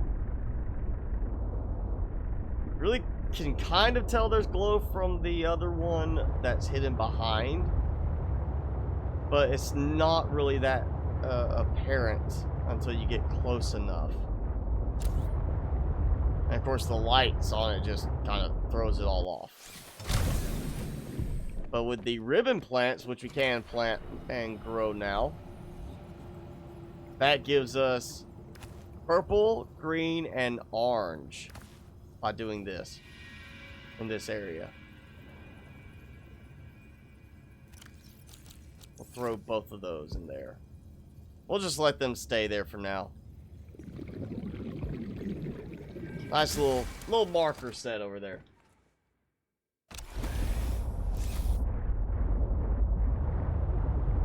Yeah, there's still a lot of stuff that's going to be updated on this, so I would say we probably will see something with the cave flowers. At least the cave mushrooms will have to be updated to allow you to harvest them, because yes, they are there. They're obviously going to be used as part of at least one recipe, if not more. And if you can't make more of them, then you have a limited amount available. Unless you make your cache reload, you know. You go in there and clear your cache files, make it regenerate everything. No, you're going to have a way to grow more. Just like we had the eggs for the sea monkeys in the game, but they were not hatchable. Now they are hatchable. So it's just a matter of, they've got it in there, they just haven't fully implemented it where it's fully usable yet.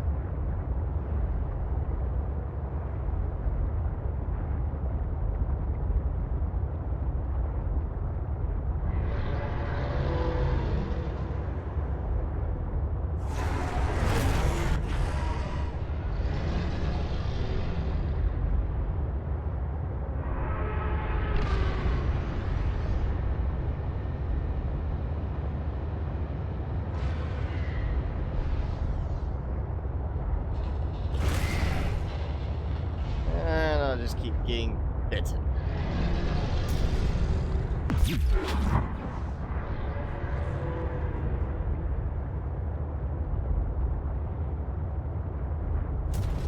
Yeah, I need some titanium again. We need another good harvesting run. I need a base too with another solar or a scanner room. We need another optimal spawn. Look, we've got some baby vent gardens showing up again.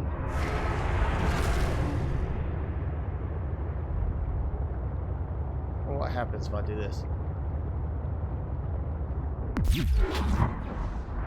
Acted like it was unaffected.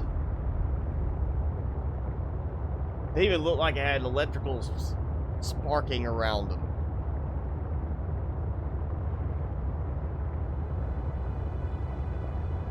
I don't think they're going to put it back, Ellie. I really think they're trying to go away from the sea moth and the cyclops in this game. They're going to be like, all right, here's the crawl suit, which you use for the drilling and everything, and here's your general purpose vehicle. and that's all we're gonna get. And then you get the snow fox, which has its own set of problems in addition to the problems on land in the game as it is. They just gotta do a lot of work. So, you know, they've already confirmed at least one more update, not saying it's going to be the full release update. So we've got at least one more update, and that update will be where they start the new storyline, so we know we're going to see it beginning with that one. Just a matter of time. Just give them time, let's see what they do.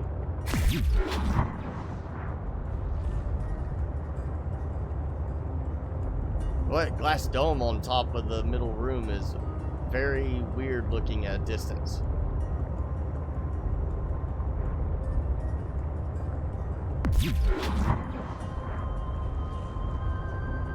Yeah, I think it's time we go do some drilling.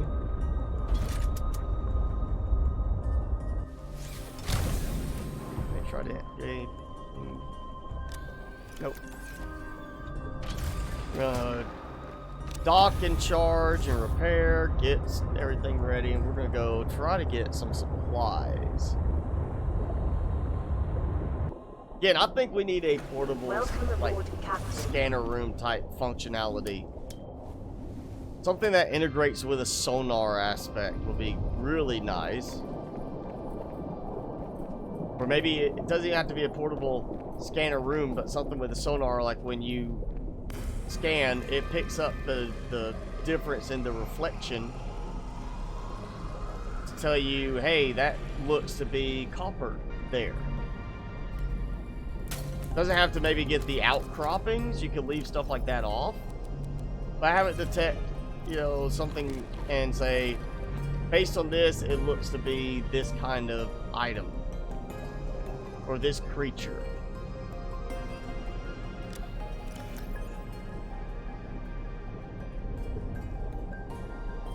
So many batteries.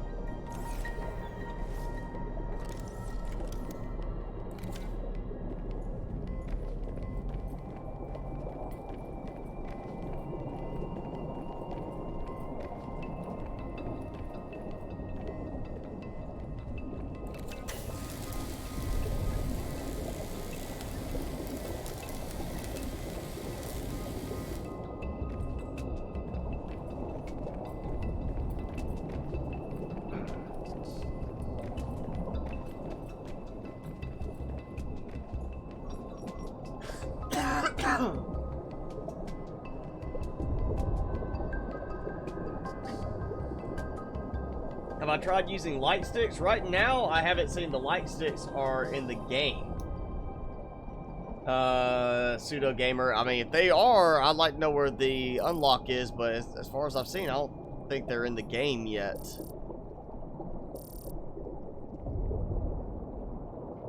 I actually have a titanium marker showing up. Let's see if we get anything beyond the stuff I've already collected.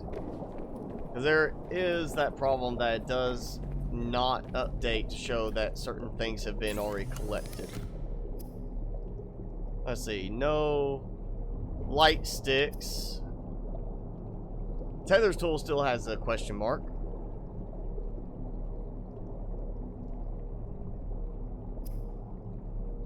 Headlamp still is a question mark. Yeah, no light sticks in the game yet. I need to get some creep vine.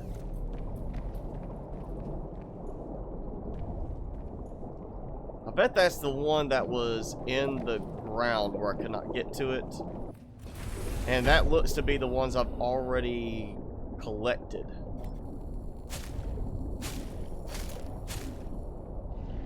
Are showing up. So it looks like I'm not getting any more titanium in this area.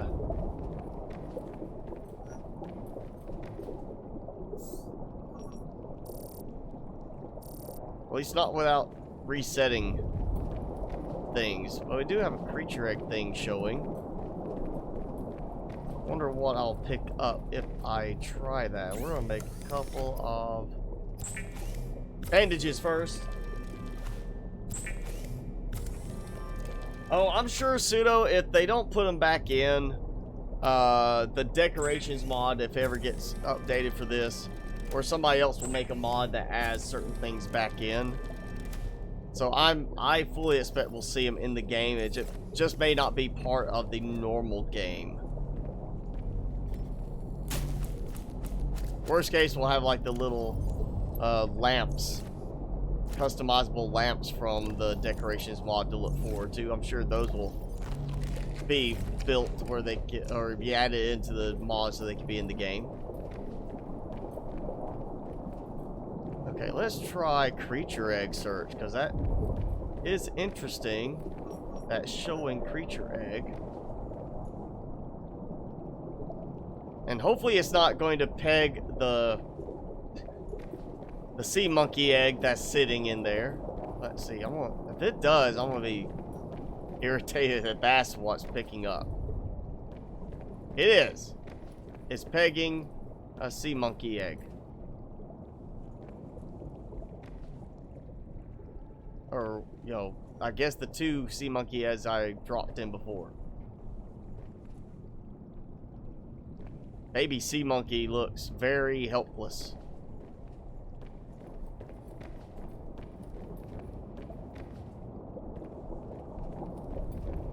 I wonder if there's like a gradual change in the look of the sea monkey, or does it just suddenly go, boom, I'm an adult kind of thing. So yeah, that's just picking up that stuff.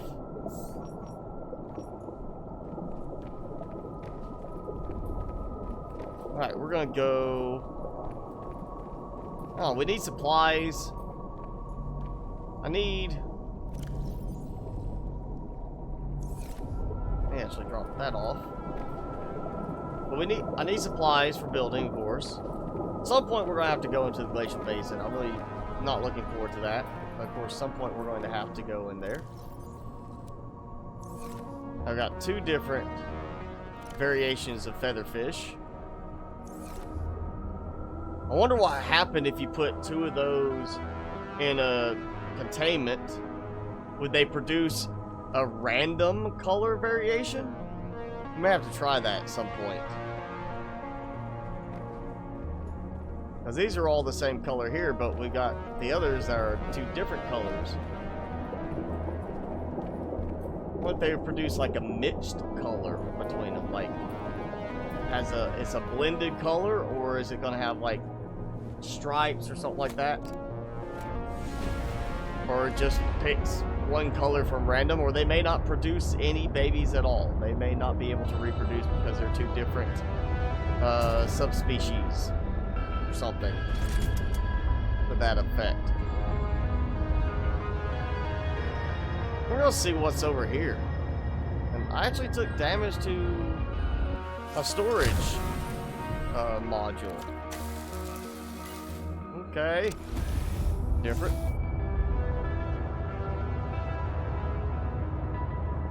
Chalanocyrac outcrop is one of the different ones. Instead of it just being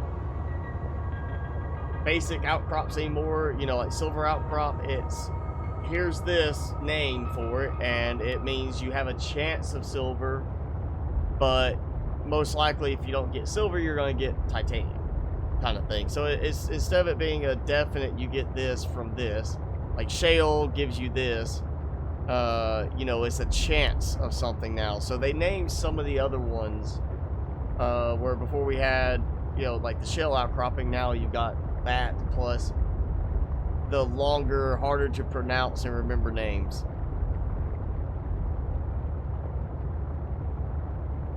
We're going to the edge. We got a little land thing up there and a straight drop here. I bet this is outer edge of the map right now.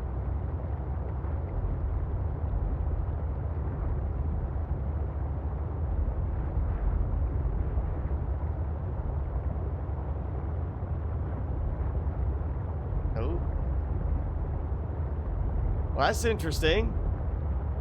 So very, very sharp defined edge here. Going up underneath that little block, and you see this kind of overhang here. So much terrain still needs to be updated.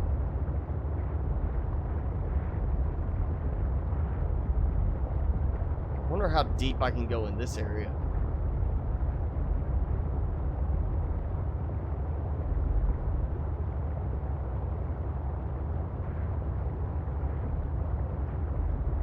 It looks like I'm heading towards the edge over here as well. I'm just gonna soon be going straight down.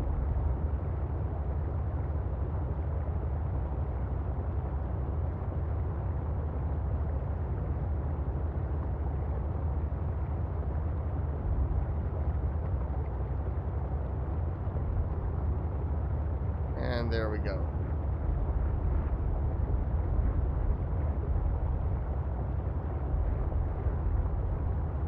I wonder how far I could follow.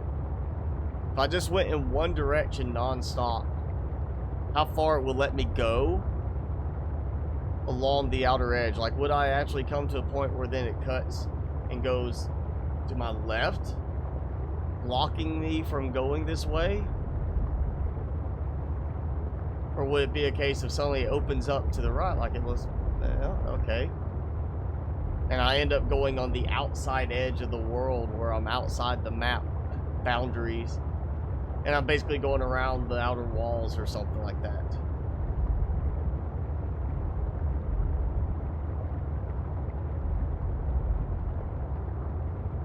I know there's nothing down lower on the outer areas like this, and we do have a straight cut across.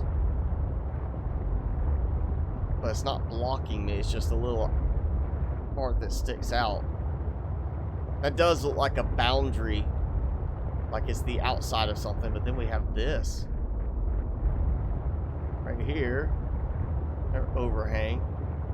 Yeah, this totally screams like it's the I'm on the outside of the box and I'm looking at it trying to figure out what's inside, because it has this, you know, it's not just a regular cube shape. Hopefully I didn't get stuck inside some enclosure. We'll find out.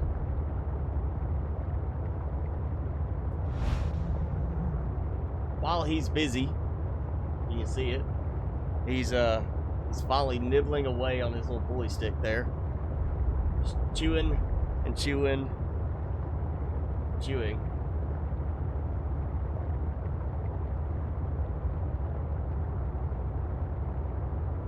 Yeah, he loves those things. I gave that to him last night. He didn't touch it till just a little bit earlier, and now that's gonna be gone by the end of the day. That's why his teeth are so clean and his jaws are so strong, because he just chews through tough chew sticks all the time, and he gets faster and faster with them. Like they're getting harder to entertain him long enough. Just going at it, aren't you, Timmy? He's just gonna tear that thing apart.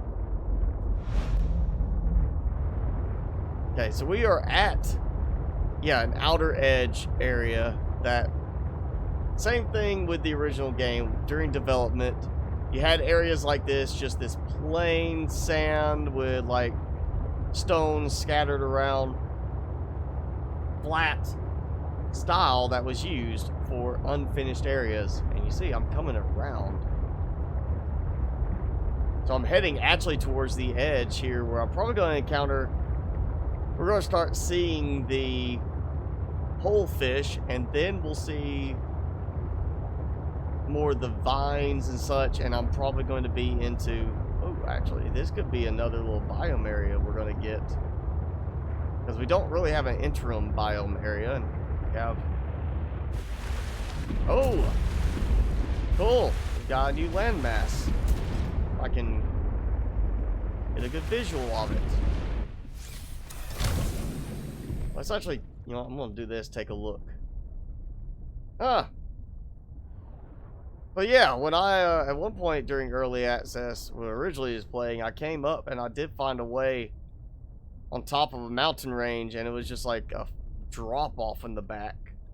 And this might be that same one, where I got up over the mountain range and just walked up, up.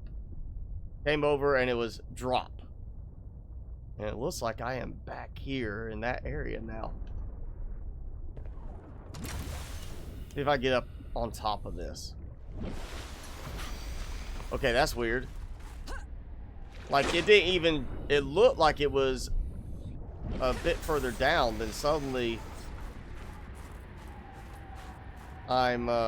it's visible again. Let's see, we'll do, we'll just run. Of course, it starts a snowstorm right as I get out on land.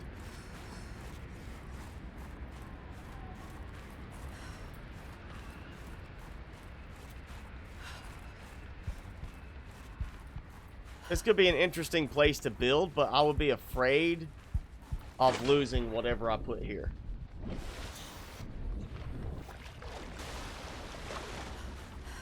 So yeah, we got a little spot. You come up here, jump down, go over there, leads that way.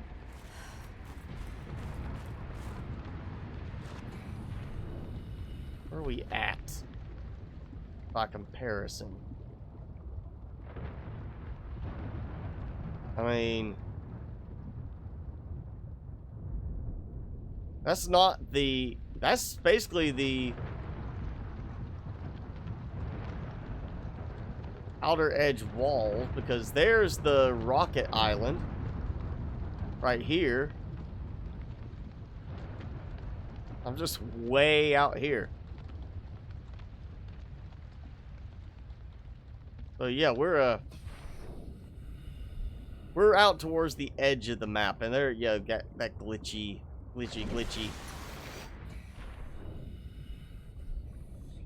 I mean, I'm not that far really from that base or that base. It's just we're at that part where they haven't done anything. Timmy Victory Shout says hi.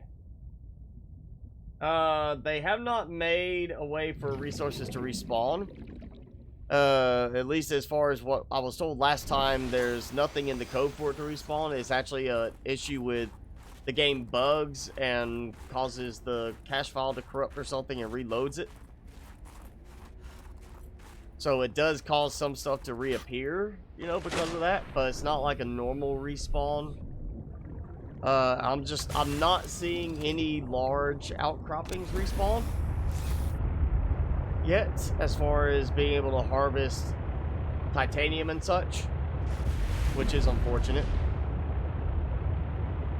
But it does feel like at least the small resources do regenerate, not respawn, but regenerate when you get out of an area for long enough. Again, something to do with maybe the cache files getting corrupted and it tries to load it again from scratch.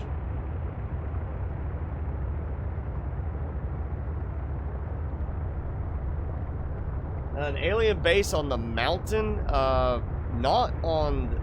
I mean, there's an alien base on one of the mountain sides, but it's not the rocket platform mountain.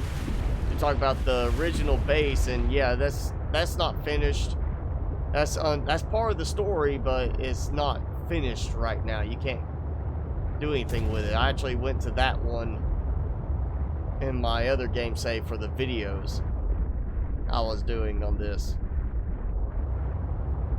I think I am really in like just an outside area of the map now.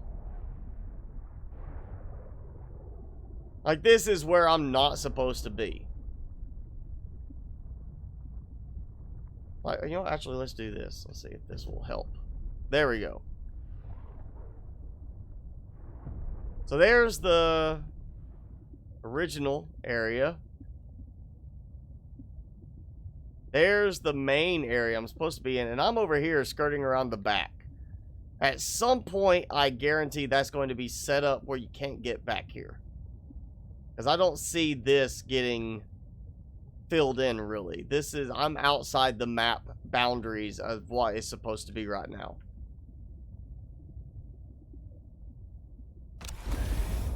So, we're not going to find anything that way, especially resources that I need, so we'll just go back.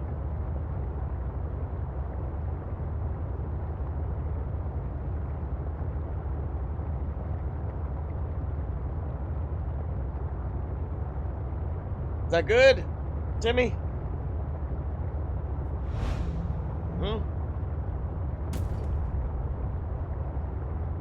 That good?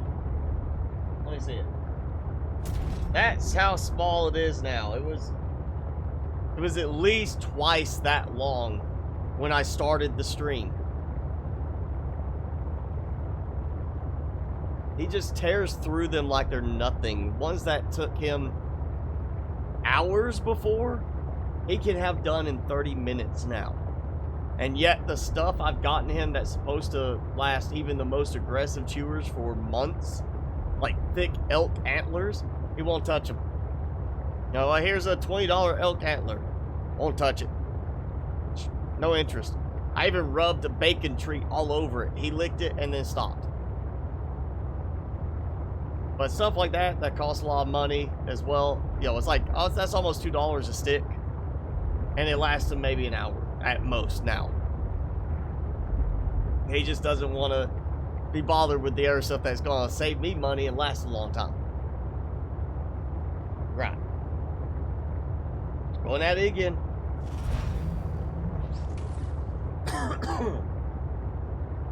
Ryder, thank you for the subscribe if you were with us right now.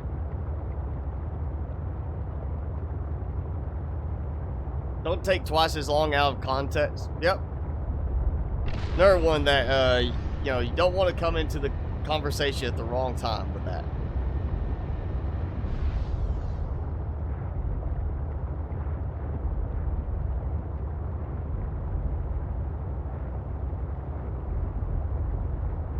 So I'm thinking now, let's do some resource gathering, because I want to finish this base. I'm not sure how much more I'm going to do with it.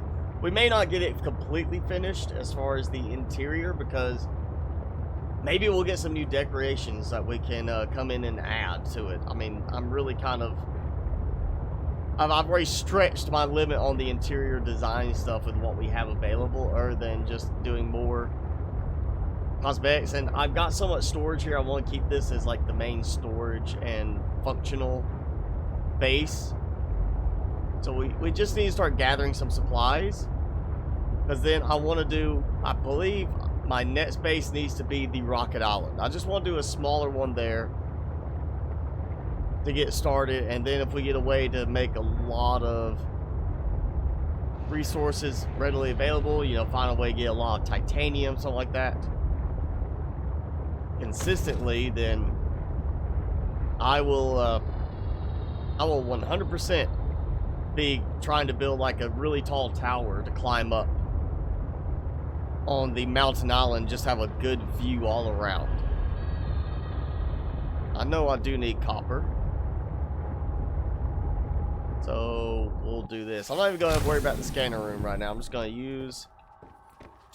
to drive along, find stuff, and harvest it. Welcome aboard, Captain.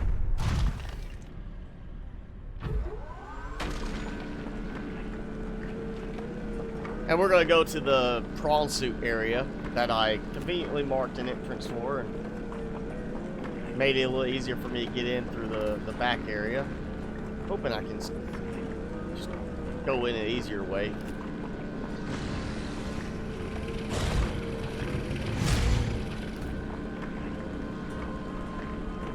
Let's just see what we can get. I know I cleared a bunch of titanium out of the lower area of the mine, so I doubt that's going to be back, but maybe I can get, maybe it'll be more that has come back in because the cache being corrupted or something like that, like I said.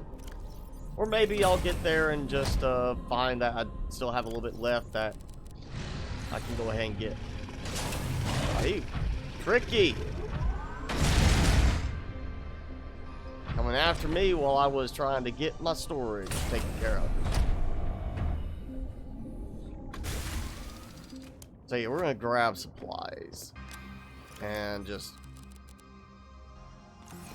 go put as much up as we can. I'm gonna toss that there. We'll grab, you know what, actually I'm right here. Let's just go ahead and drop that stuff off. We'll load up some food. And then we're going to do a long little trip.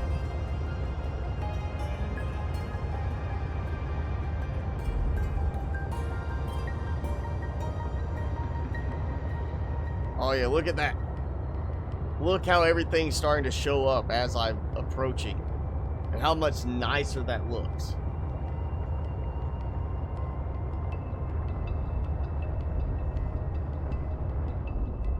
We're gonna do this. We're going to go grab all this back. I know I just put this away. We'll grab all of it back. Let's do this. Because the way this will dock is not going to play very well with that. Welcome aboard, Captain.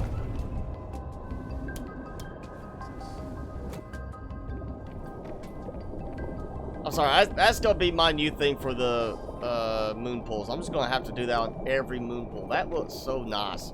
That softer glow of the spores there, the way it just adds into the whole area. That just looks really good. I like it. Get that out there. I think we're good on that. Battery charges.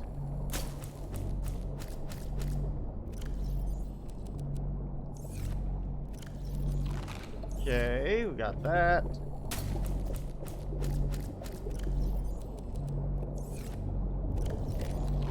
There we go, because you know I want to make sure I got plenty of food and water. We're gonna go ahead and take that.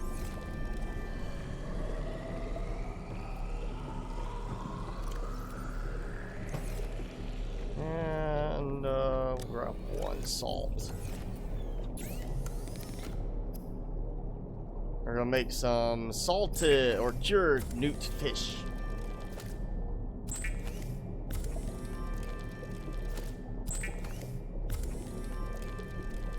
Cured and nutritious. They had to go there. They just had to go there with it. It's a newt fish, and we're gonna make a joke about it being nutritious. I've just been making jokes about, you know, Canadians and, you know, they must care about the newt fish.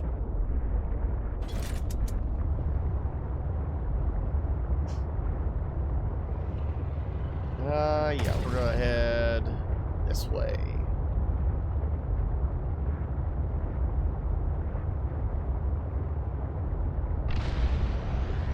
So full charge on batteries for the C truck. 3 pieces of cured food. I've got water. We got more copper right there. There we go. What I'm looking for.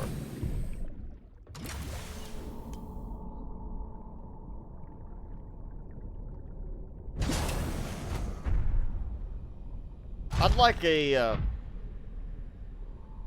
again, I really think they need to adjust it.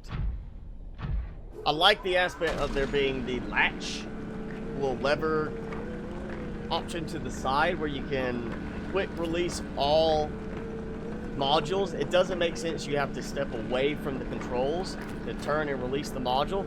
There needs to be a little control button hotkey. When you're driving, you hit this and it lets you just turn, reach, click, and it's release everything, you know. Don't let go of the steering. Just do a quick little thing, release it. Have the latch there so you can do it separately, like when I'm just walking. If I walk up there, I won't release it before I take over driving. But when you're driving, there should be a quick release option.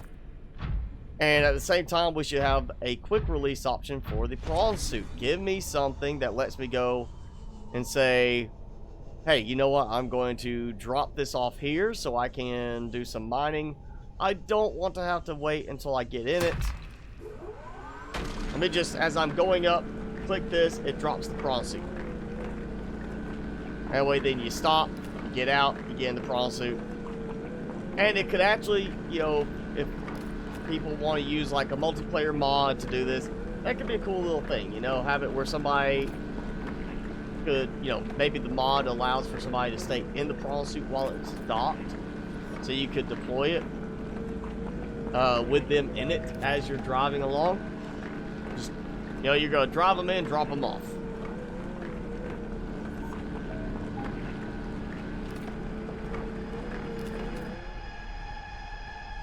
Alright, so now let's go ahead and grab everything out, because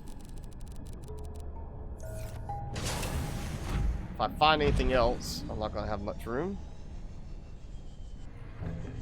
More quartz, because I've got plenty of quartz right now, but I'm just grabbing supplies that I can find anyway, so if I grab it now and it gets regenerated later, then I'll have more. As opposed to it just gets regenerated, it's already there.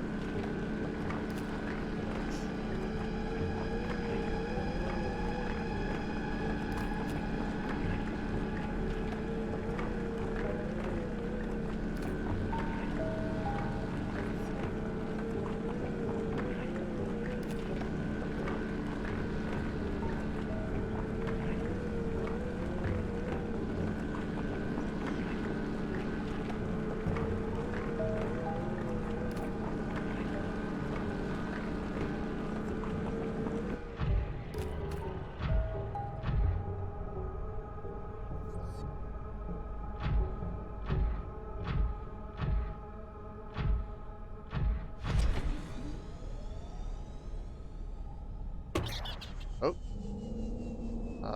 Booped a fish. And didn't mean to. Ah. And there's another one. Right there. Dead ahead.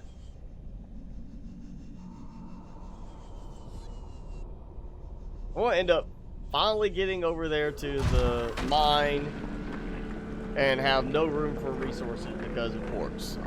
I expect that's going to happen. At least I can make a lot of glass windows now. Lots of quartz for that.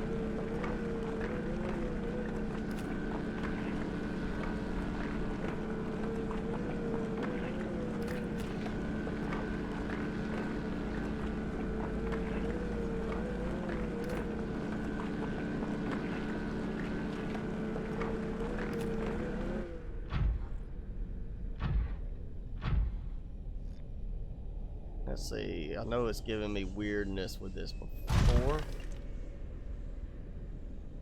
Yeah, so it drops it down just a little bit when I land on it.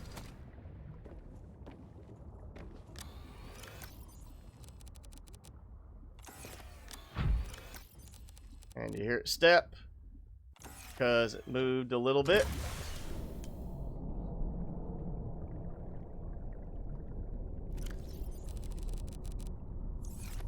Welcome aboard, Captain.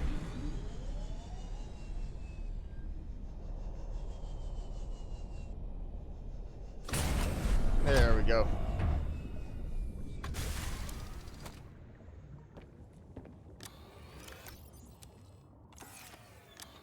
Actually, I'll save that one for any specialty stuff I might stumble across.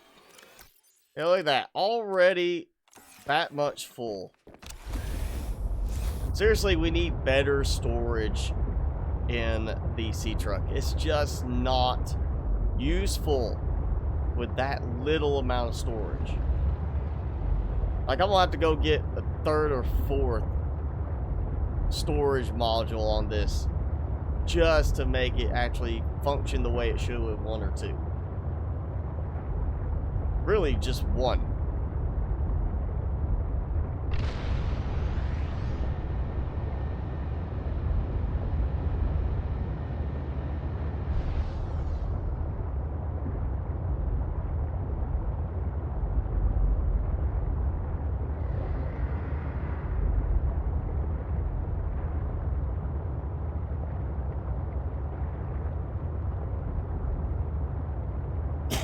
Yep, boop the newt. That's what I did. Maybe. I don't know if it was the nude I actually booped or not.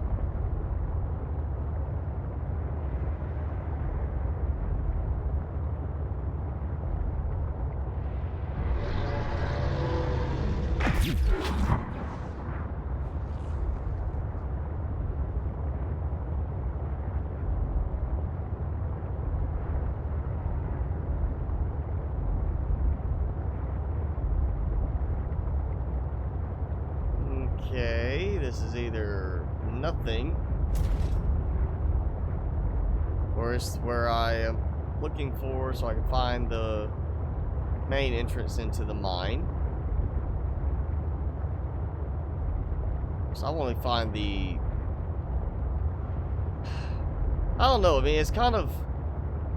The thermal vent location is like the shortcut into the bottommost area, but at the same time, it's not like it's the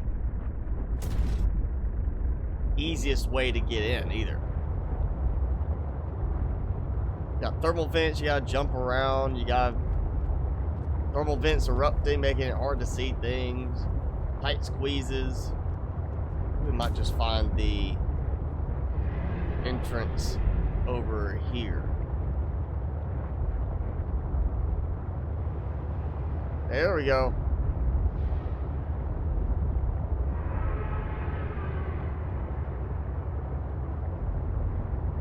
All I had to see was one glowy ball. And I know that I'm above the entrance. There's no glowy balls.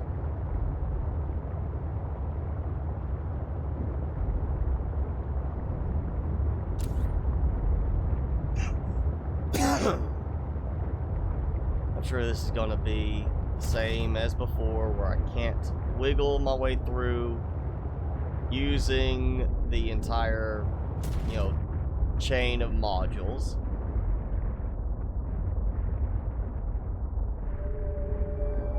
Or if I could, see, you know, past the docking thing, I could possibly wiggle the prawn suit in that way.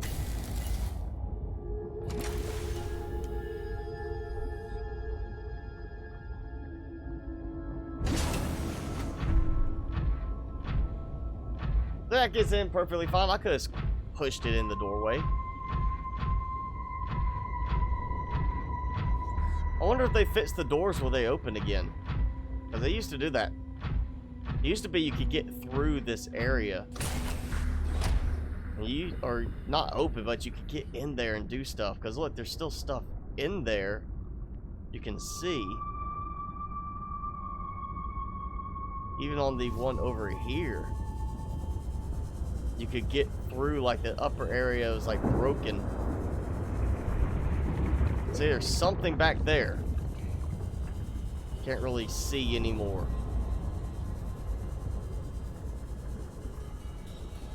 Give me a thing to blow open the doors. Let's make dynamite in the game. Just that.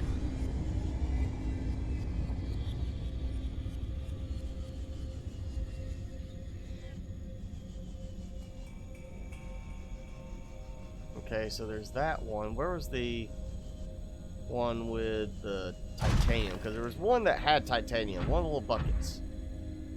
Or maybe that was it, and it's now replaced with a container.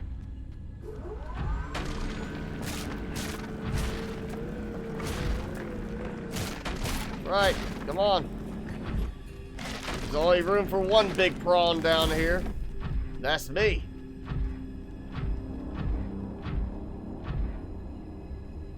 Ooh, I see. If nothing else, I'm getting some scans.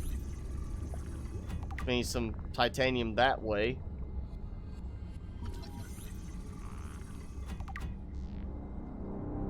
If you're looking for the thermal plant, head towards the vent gardens. The big purple vent hand spot.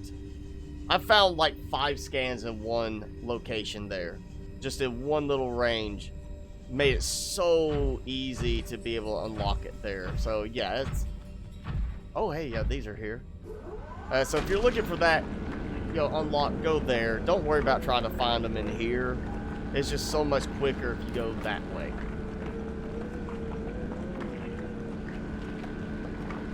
Did he give up chewing?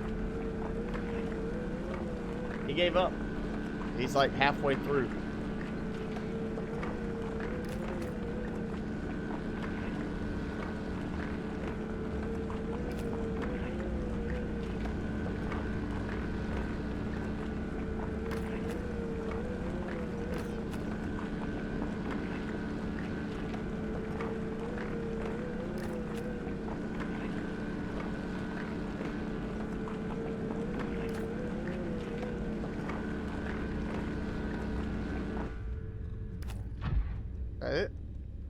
Okay, that's all of that one.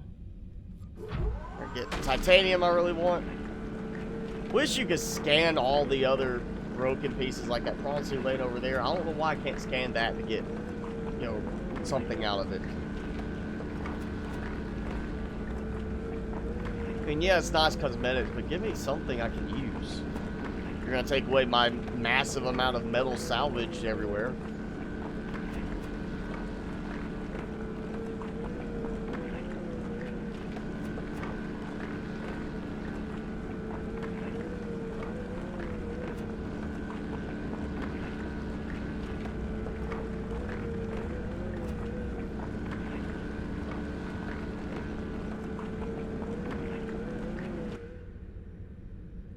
And yes, we are out of room.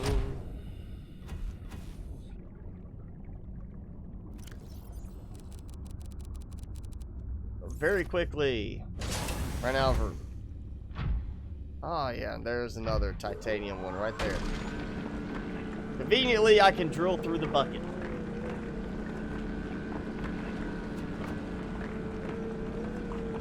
I think this is going to end up being the trip that I drain pretty much everything from this, possibly.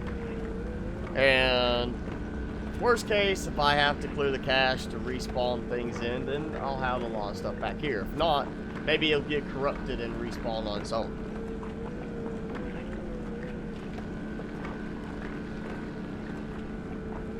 Okay, targeting is kind of very picky about hitting that right little spot there.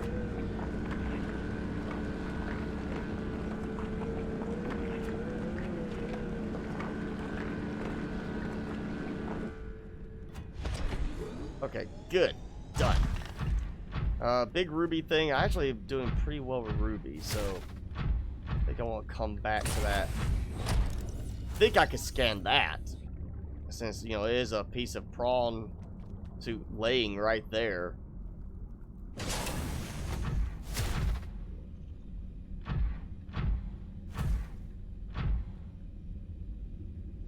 Oh, that's going back up. Yes, it is. Love how there's no problem walking the prawn suit on what essentially is a tightrope when you think about it. My prawn legs do not necessarily, you know, match up with that. Doesn't look like they would match up at all. Oh, you know, stuff did get reset with the update.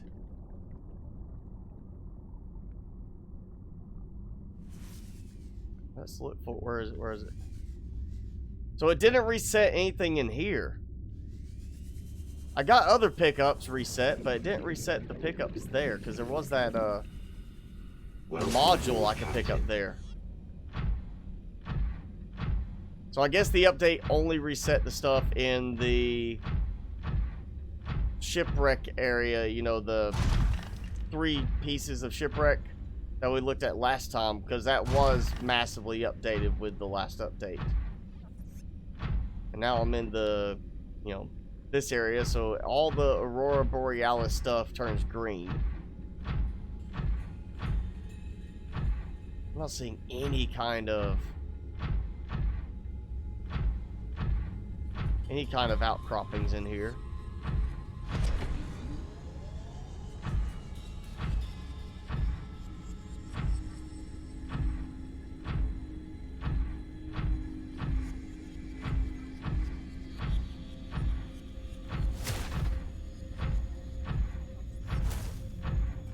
Alright, so I did not get this one. Let's get this one. And we'll see what happens.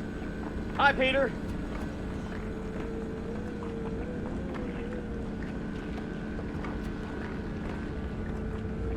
I know at one point they had a handheld drill thing planned for this. I'm not sure if they actually cut that or not.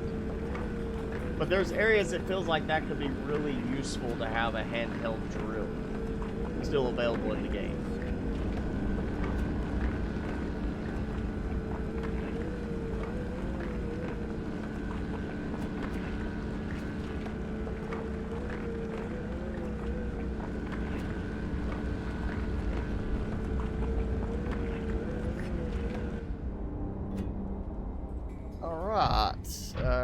That is probably going to be almost my limit. You can see the wall croppings. They're still there, showing up, despite that, you know, I can't see the wall around them. Guess I'll go. Yeah, I've got one spot available. And that, so I have no room for even to bother with the start on it. But yeah, we'll clear this probably in the next, like in another trip or two. Back down. If I could get down here, actually getting the doors to open up more, so you can maneuver in with the sea moth or sea truck. And towing this along with it, with your storage, would be really helpful. I can't believe we don't have a way to restore power to the doors. When there's power for lights, we got light sticks everywhere. I think we'd have a way to restore power to some of the equipment here. Please let me open the doors, devs. Get my stuff in here a little bit more easily.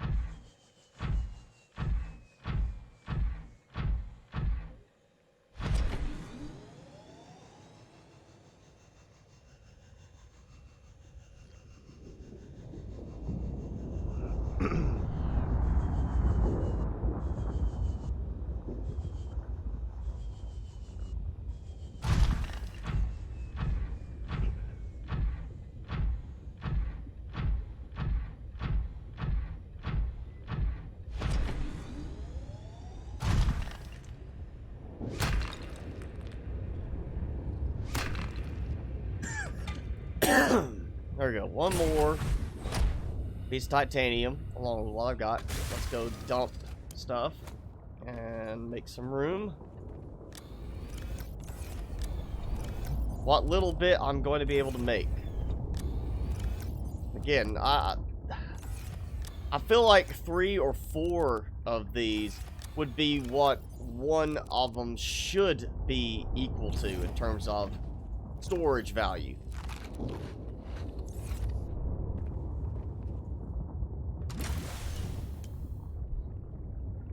There's just not enough actual storage in the storage modules for them to really count as useful without throwing 3 or 4 of them on your truck.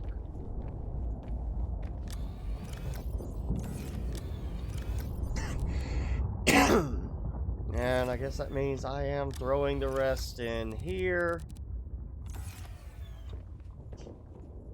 Is there anywhere else I missed a spot? No.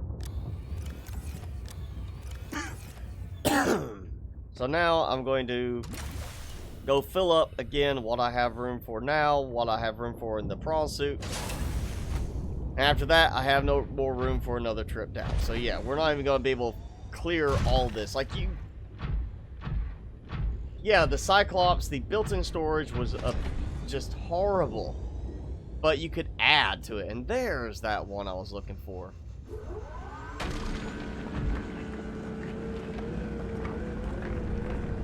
Yeah, the Cyclops original game, 4 little lockers were horrible amount of storage, but you could add your own.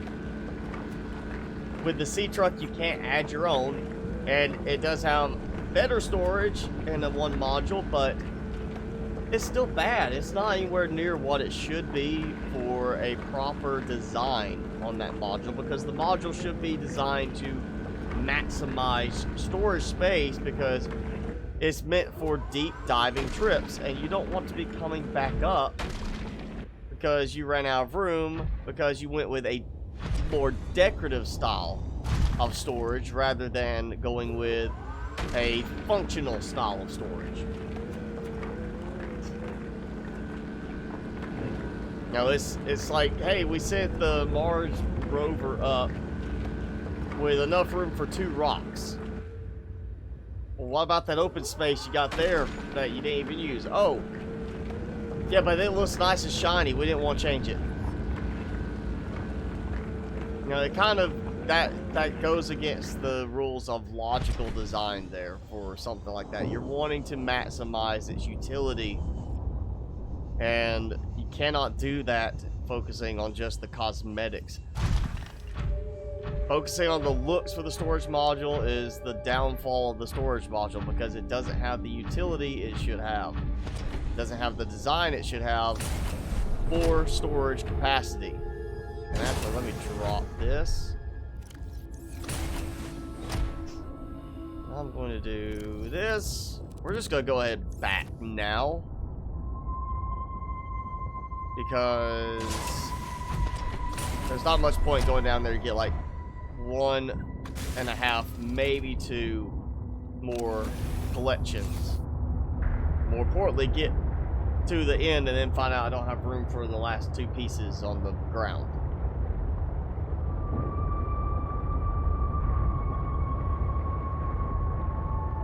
And it's not that far away. We can be back here in no time. At least this gives me a lot of titanium, and I'm stuck.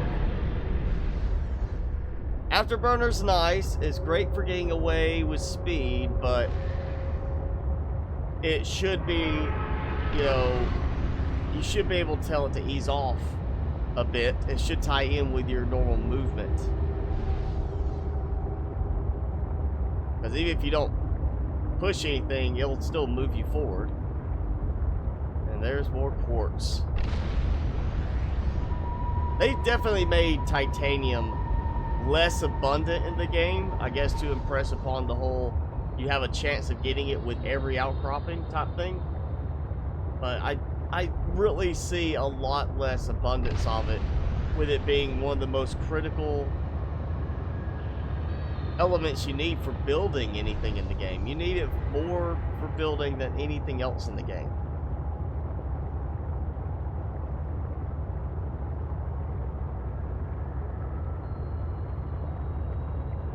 Yeah, see, that's the thing.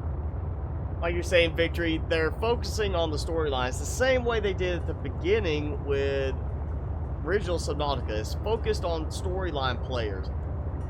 But that's not the majority of their player base. The majority of their player base is really the people who keep playing it, not to play the story over and over and over, but to play the story and then explore, to use that open world freedom and do things, not to sit here and just say, oh, well, I played the story, let's play it again and change the difficulty level.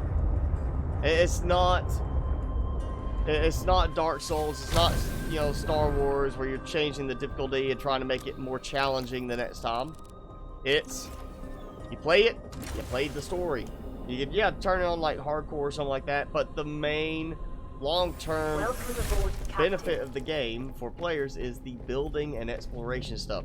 And they need to be remembering to cater to those players, because they're the ones that are going to be playing it the most, and more importantly, be the ones that are going to be telling their friends to check out the game, because they're getting so many hours of gameplay out of it. I mean, if it was just a storyline game, it'd be a one and done for me with the original game and this game. There's not much to the story in terms of variation to justify playing it 5 times, 6 times. I wouldn't be doing so much content for it on the channel if it was just about the story. It's all about the building. They need to concentrate on that. And that's also why we have so many decoration things, because there's a lot of players that, yes, storyline, but that's not the only thing. They also want to be able to embellish things a little bit. Maybe not do as much as myself or other players might do, you know, going as extreme as we do on the building, but you still have players that are going to want to nicely make things look nice, and you're going to have some players that are going to really want to make things look nice, and you're going to have players that just want to build excessively.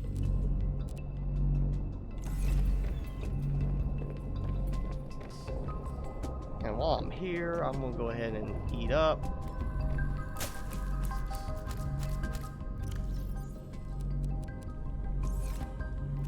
And that's, you know, focusing on the storyline, that really goes back to why we're seeing the sea truck being geared as a replacement for the sea moth and the cyclops, because it makes it where you're carrying a less of your base with you every time, despite the fact this is supposed to be a mobile base. It's really not a mobile base. It's a little mobile workbench at best.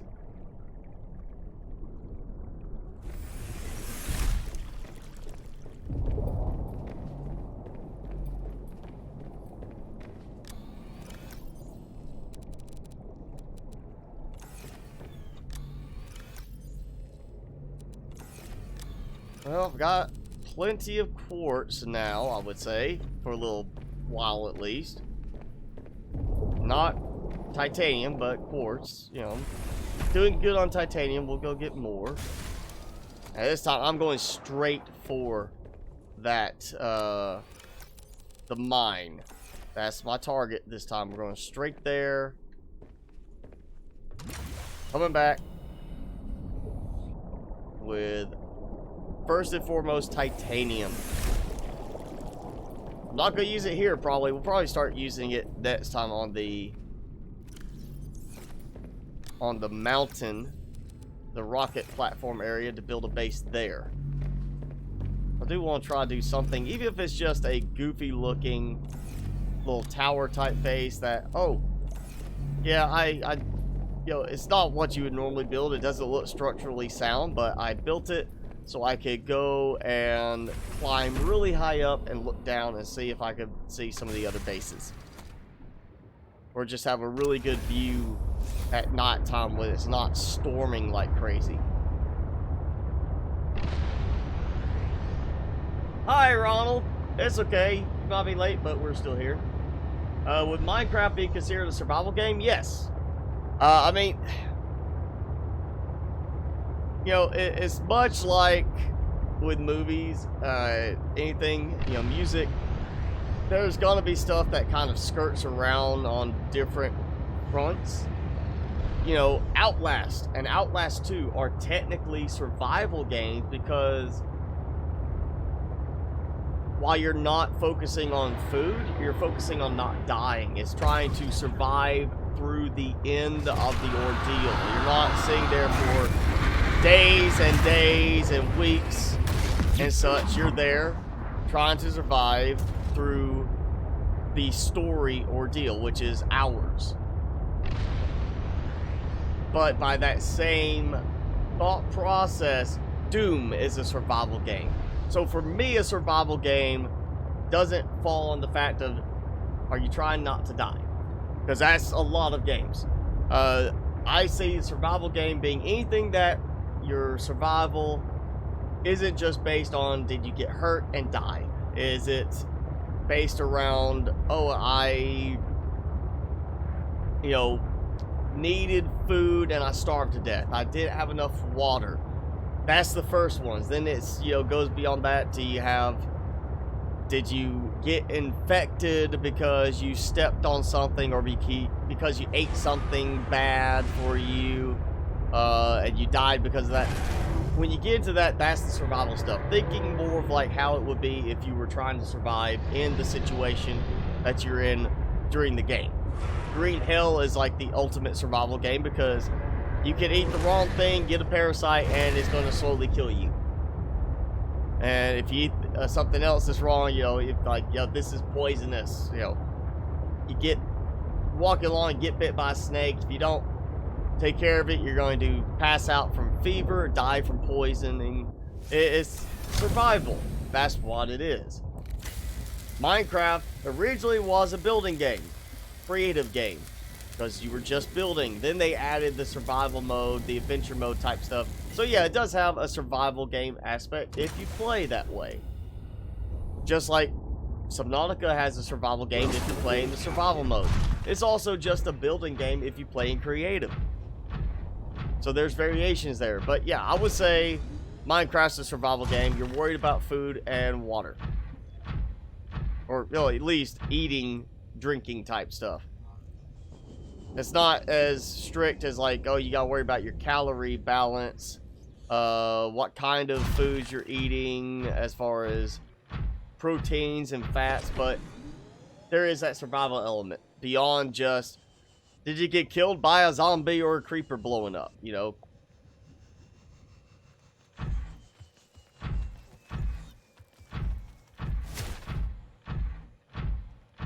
And really, one thing to look at is most survival games, most, not all, but most of the actual real survival games where it's focused around something like that involves crafting. You're going to craft something. Stranded Deep, you craft little tools and stuff like that. You know, that is a survival game. Outlast 2, yeah, sure, it's survival in that the theme, but it's not a crafting game. You're not saying they're really crafting your food or anything. So to me, that's where I would draw the line and say the true survival game is one that's based around a survival style situation of you're worried about food and water and you're trying to produce that food and water, or at least find that food and water. Not just, did you die from being attacked by, you know, an imp or a zombie or whatever it is. Because then you just turn every first-person shooter game into a survival game, basically.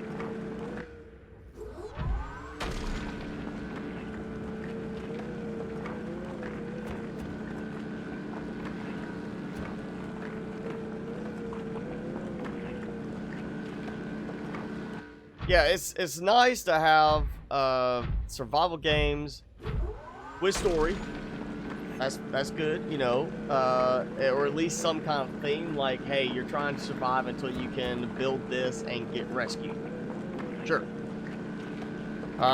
You know, having a story is good because it gives you something to adhere to, but honestly, you know, one of my preferred games to play right now has been No Man's Sky, because I like the building in it now that I've gotten used to quirks in it. There's a lot of quirks that could be done a lot better in it. But now that I've gotten used to it, I like the building in it a lot better than most of the games I've played with building. I wish it had some kind of automation stuff that, you know, you could tie in like production chain type things to it, like the way Plant Nomads offered with, you know, mining rigs and such. But you know, it's got a story, and I have barely bothered with it, and it really hasn't made any difference to my gameplay by not doing the story. I mean, in this game, you could ignore the story and get through most of the stuff and be able to unlock pretty much everything, except really unless you just wanted to sit there and guess numbers for a while, or just look it up on the wiki. You wouldn't be able to get the stuff in the captain's quarters, and I think that would limit you. You still have to, you do have to progress to a certain point in the storyline to get the Neptune platform. So yeah, you'd have certain things you wouldn't be able to get without story, but you don't have to do story in this. You can just free play for a long time. You can spend weeks of game time in this before you ever touch story element. Why this game has done so well is it's got a good story, or well, below zero, well, not below zero, the original Subnautica did so well. It has a good story, but you're not restricted to having to do the story. There's that freedom aspect. That's why people like these games. That's why we get from people playing these games. Is that freedom aspect, that control element of you being in charge. It's you stepping away from your life and being able to have this little virtual life and know if you do this, you get this, and it gives you a sense of control and freedom to do something else and not worry about your normal life. That's why these games do so well. But, you know, we're gonna see the devs coming back around and doing stuff to focus on players who just want to build, because they've already done it. It's just a matter of when they get to it again. But they've got to do something with the sea truck. I don't care how much they want to aim the sea truck at people who are just doing story. If they don't fix the sea truck, this is going to be a Bethesda type thing where basically the developer says, all right, we're done. We know people complained about this. We know this is a problem, but we're going to leave it to the modders to fix that, because we just don't want to be bothered with it. We know it's a problem. We know there's complaints. We're not going to deal with it. You deal with it. And that's what's going to happen. You're going to have modders having to fix the sea truck issues. Whether that is fixing just the modules or whatever, or just reintroducing other things into the game to replace it. Obviously, the devs pay attention to modders, because we have modders who made refrigeration unit, you know, so we have a fridge, and now we have a fridge in the game. Regular, you know, not through mod. They added a fridge to this game, and we'll probably see it ported back to the original game after this is done. So maybe what we'll see is, if they don't fix the sea truck modules and make everything work so much better with full release, we'll have like an anniversary release or something like that that comes out, and they say, we listened to you and what your modders have been doing, and we've borrowed some ideas, and here we think we've come up with a new variation of the sea truck that people are going to be happy with. I'm sure that will end up being a possibility in the end.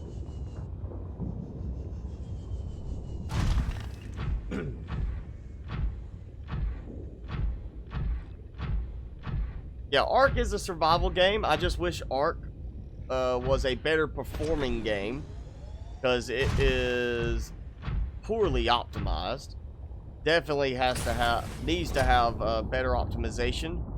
Has needed better optimization since it's been released and never really received it. And it's just so buggy.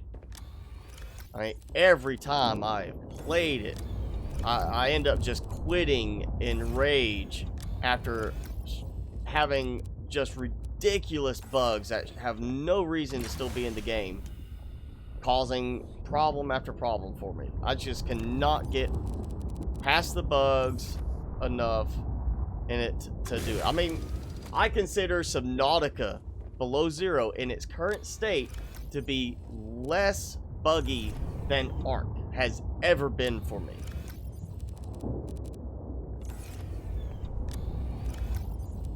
This right now is a more polished feeling game than Ark is to me, because there's fewer bugs in this game right now.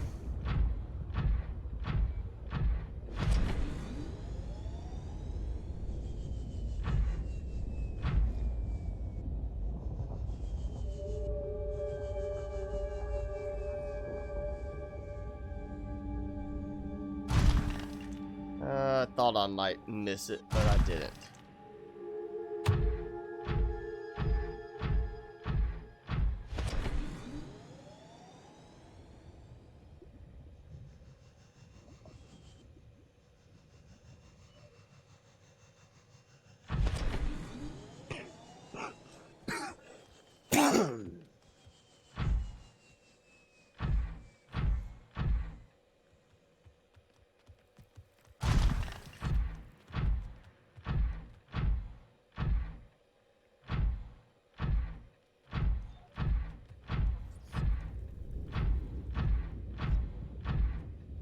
This is not going to take much for me to fill up the rest of the storage on that. This may end up being another trip to completely clear everything.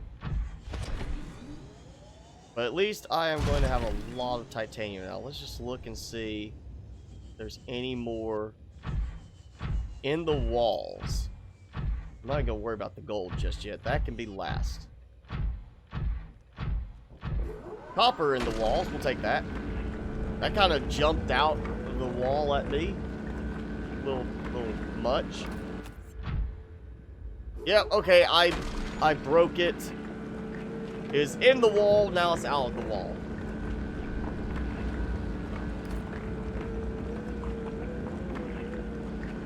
Yes, Kennedy, you need to get, or Kenny, you need to get a PC, because especially if you want to be able to mod certain games, unless the devs bake in support for mods, you're really going to have a PC to do a lot of modding. And honestly, I think mods are some of the better options out there, because you end up with people that really play the game. They're coming from a fresh perspective, outside the perspective of the developers, and see stuff that, and there it goes, does the same thing again. Same thing. Copper ore bounces out from the wall. But yeah, it's you know, the developers have all these great ideas, but they're too close to the project. And then you get the modders that are playing the game and are experiencing the issues and experiencing the ideas of, like, you know, this could be so much better if we had this in the game, and they come up with new stuff. That's why there are some mods out there, like Fallout 4. There's mods out there to fix numerous problems with the building system in Fallout 4. And playing the Fallout 4 building system, to me, feels like they, you know, hired somebody in to put together the building system that had never worked on a building and crafting type game before.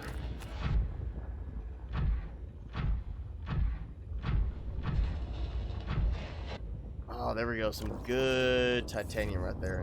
And we got slowness again.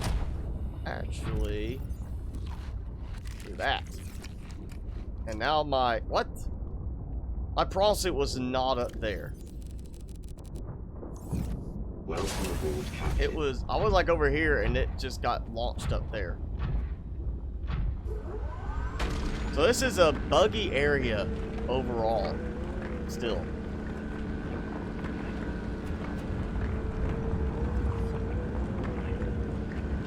Oh wow, I didn't realize we were getting that close to 3 hours. We may be going just a few minutes longer, because I do want to finish this up, so we at least have plenty of supplies. And I think,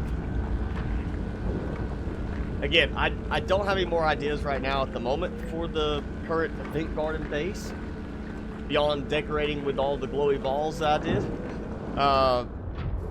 Mainly because we don't have a lot of decorative stuff in game right now, beyond the food and seating type stuff, you know, the rooms, bedrooms, stuff like that. We don't really have like lab and things like that. And, you know, I haven't found any place to get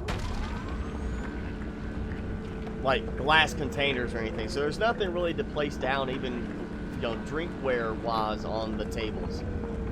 So I don't know what to do with the next level down on the decorative side of that base. So we'll probably go ahead just next time, move on and start building a land base. And I'm thinking, you know, I would like to build at the Rocket Island just so I could have a nice view. But for a utility standpoint, it'd probably be better to go build something fairly decent in the glacial basin. And since I've got ready food production, until we at least have a way to produce and grow our own heat fruit, I can take, you know, marble melons, take the potatoes with me. I've got all that stuff to carry, so that will help. And I do need to go ahead and get started in the glacial basin anyway. I need to see if that shortcut is still completely usable. Well, I do like that shortcut. Alright, I've got room for a bit. I think that's one more drilling.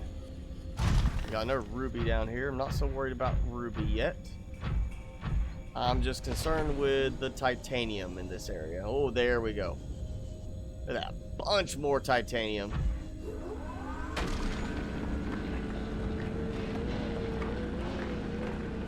So we'll get this one. That's it.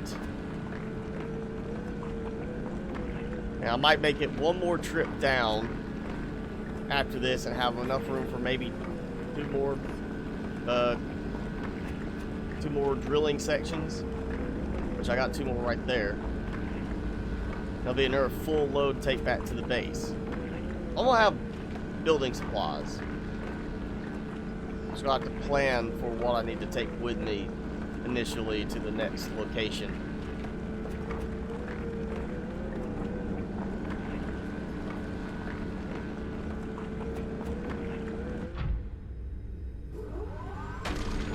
Get a good target on it.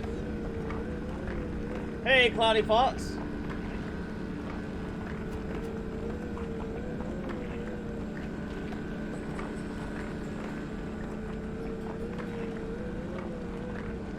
How the mods work? Well, I mean, basically, you're in Subnautica Below Zero. You're adding a program to create a tie-in with a mods folder, where you're going to install the mods and have, you know, you go download them and install them to say, here, build, you know, do this for me in the game.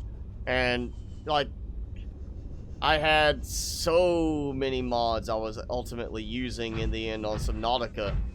You know, like Easy Craft. So because, I mean, why not? We've got a little handheld building tool that just magically, you know, we're going to say magically because if it's that advanced technologically, you'd think we'd have a more advanced prawn suit. A much more advanced vehicle than the sea truck if we were, you know, we had a little handheld building thing that just takes this little piece of titanium out of my pocket and turns it into, you know, a big building structure automatically on its own. Yeah. Do you think the sea truck would be a lot more advanced and functional?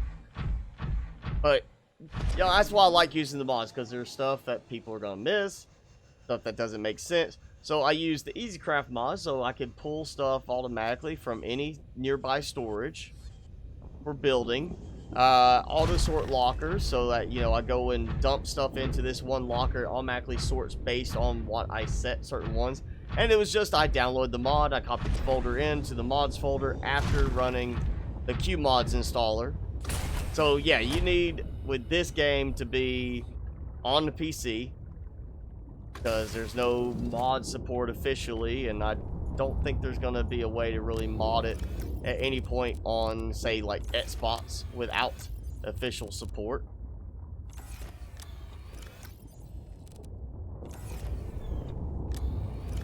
And there we go. That's that. This is going to be the last little one, and yeah, I think at this point I'm not even going to bother going back down for the next, like, for one more, because that's really what it's going to equal out to in the end is, well, maybe 2 more. I can just come back.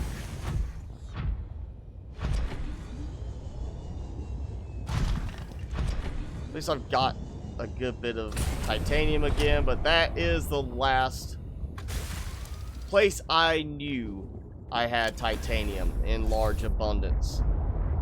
Means now it's going to become increasingly more difficult.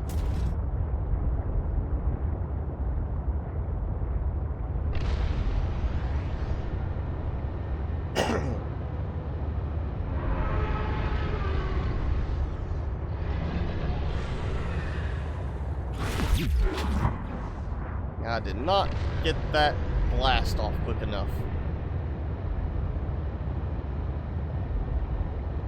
At least I'm close by.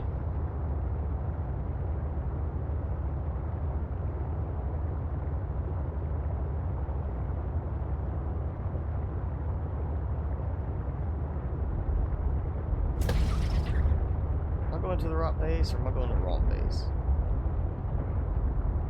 That's the right one because it's base. I didn't name it yet.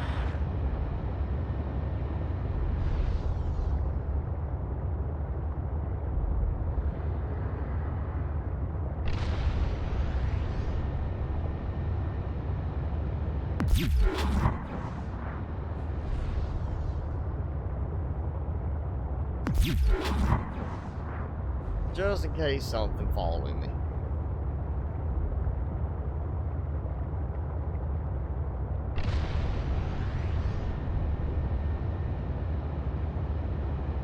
Yeah, that glass ceiling on the multi-purpose room really stands out from a distance. It does take a while for it to really set in correctly.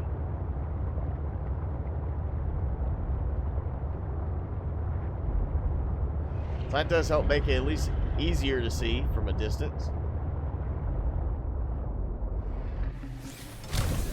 Alright, so I am going to disconnect so I can go charge this through docking. Prawn suit, I don't know, maybe they did fix the prawn suit charging stuff finally. Welcome aboard, Maybe I Captain. need to make another docking moon pool for it. I'm thinking more likely it's not fixed with that. That's still probably buggy, and I'm going to have to go get the power cells out.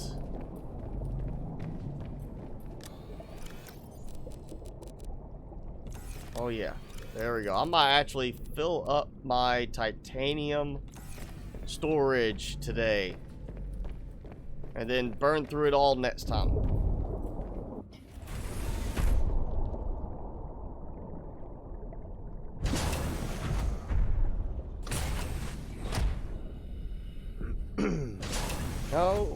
No. I'm trying to get the power cell.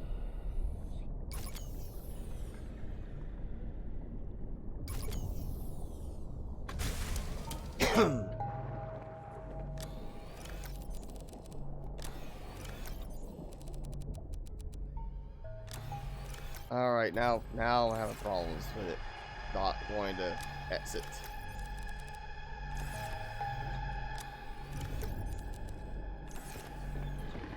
Yeah, gotta go in this way, go out this way.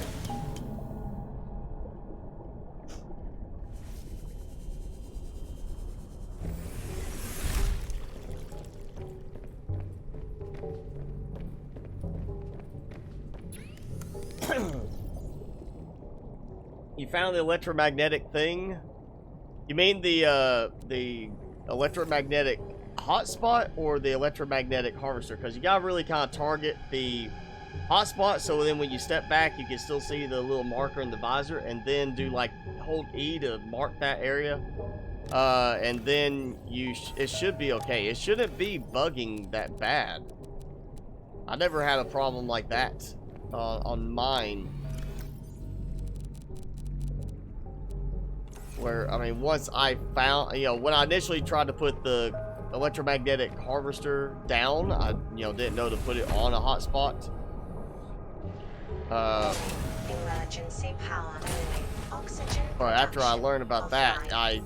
I, never had any trouble with it not picking up. So you might want to double check to make sure you have it placed properly over the electromagnetic spot once you've scanned it with your analysis visor and that spots.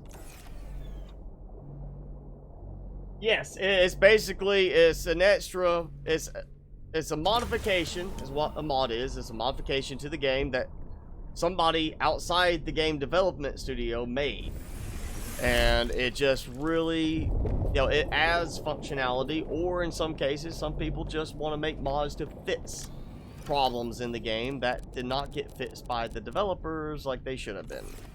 And look at that. I think that's the most titanium I've ever had in this base at a given time, because I'm on the last bit of storage room. That one right there. Those are all full. So that's good. And we'll drop the cured newt fish in there. Yeah. Let that go.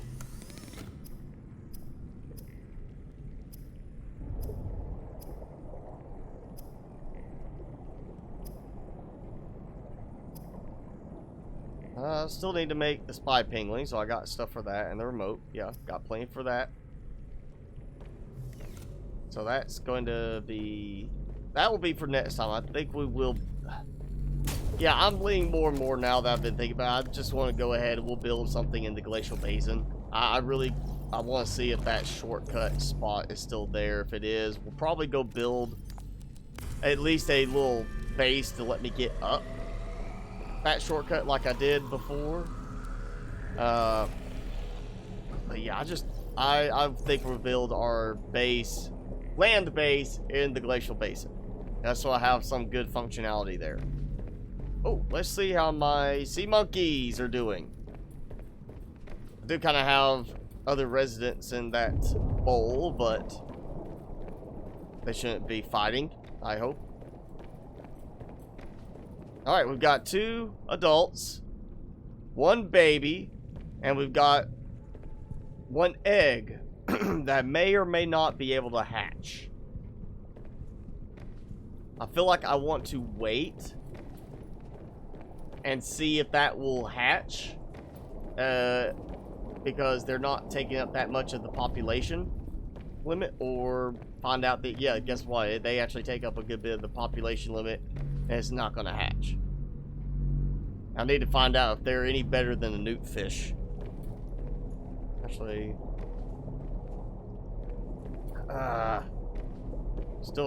they still have not fixed the real problem with the ladders. It was not a problem of it sticking you like out behind it or wherever. It was a problem of the ladder targeting. They still haven't fixed that. And I had 3 of those in there, or I put 4 in there. I don't know. I've got plenty of power. Solar power, uranium, nuclear power, biopower. Power's not a problem for me right now.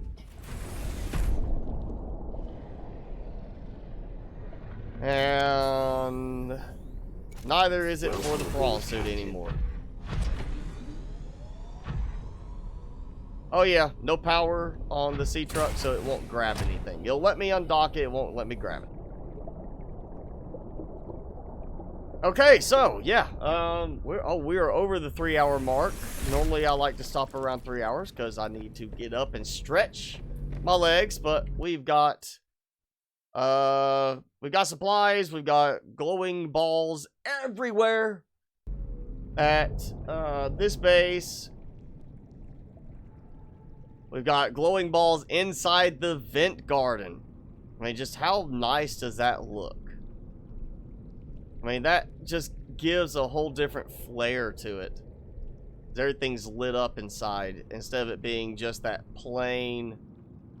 Like, that's the normal one.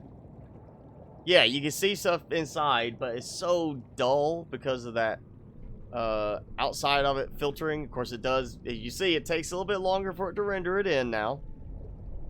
But, God, that just looks a lot better. That really does. So yeah, there's my base with all of the glowy balls everywhere. Yeah. Looks nice. I like it. And we need to go to the other base. Actually, let's go to this one.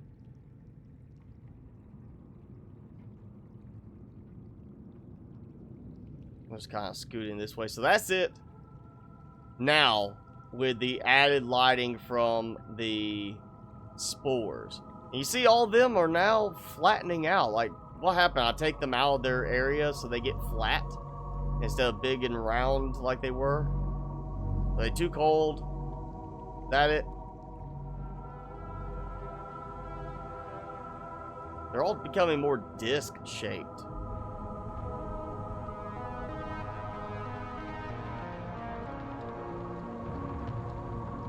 Yeah, see, we could do like a base here. Or what I do is I have it build over that. So I could come off like a different side and have it where it gives me doors to access Oh, and there's the Aurora Borealis. The nice view right there. You know, it is a nice upgrade visually. I just wish they would fix the weirdness with it showing all the time in your visor, even when you're down in a cave system.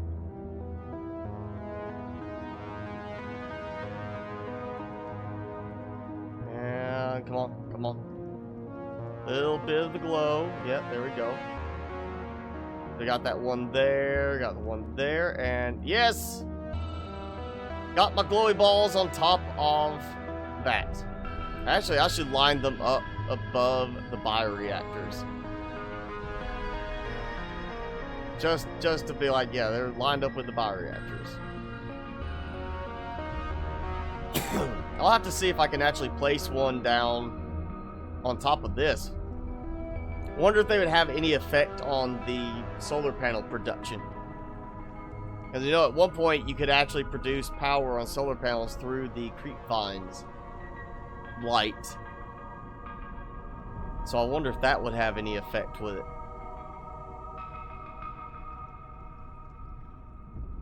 But yeah, that I like having the flower spores be transplantable, and we're having another.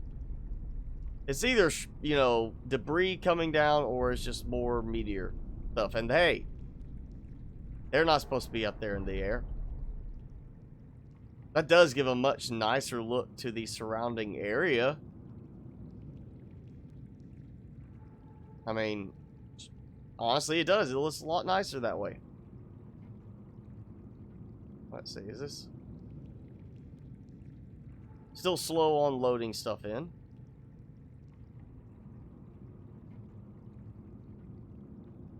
Yeah, we could just build off of up here or something. Oh. Find a way, build up top here and then just build up from there and just have this tower that sits up here. So it'd be like, that's what you're looking down on. That'd be really tall, but I could do it.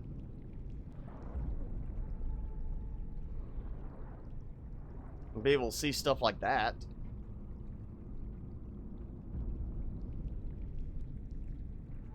Yeah, we might do one that's just for like a tall view at night kind of thing. But yeah, all right. So yeah, that's gonna be it for the live stream today. Thanks for all for hanging out with me and Timmy, of course. Timmy, wake up.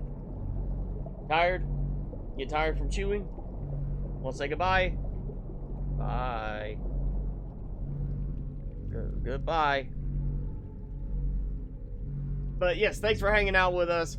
Normal schedule, of course. Even though I was sick, I did make it this week. I'll keep it going this coming week. And Thursday, No Man's Sky. Saturday, next week, more Below Zero. I might try to, if I have time to get in, because I do have to play catch up on some other stuff from being sick.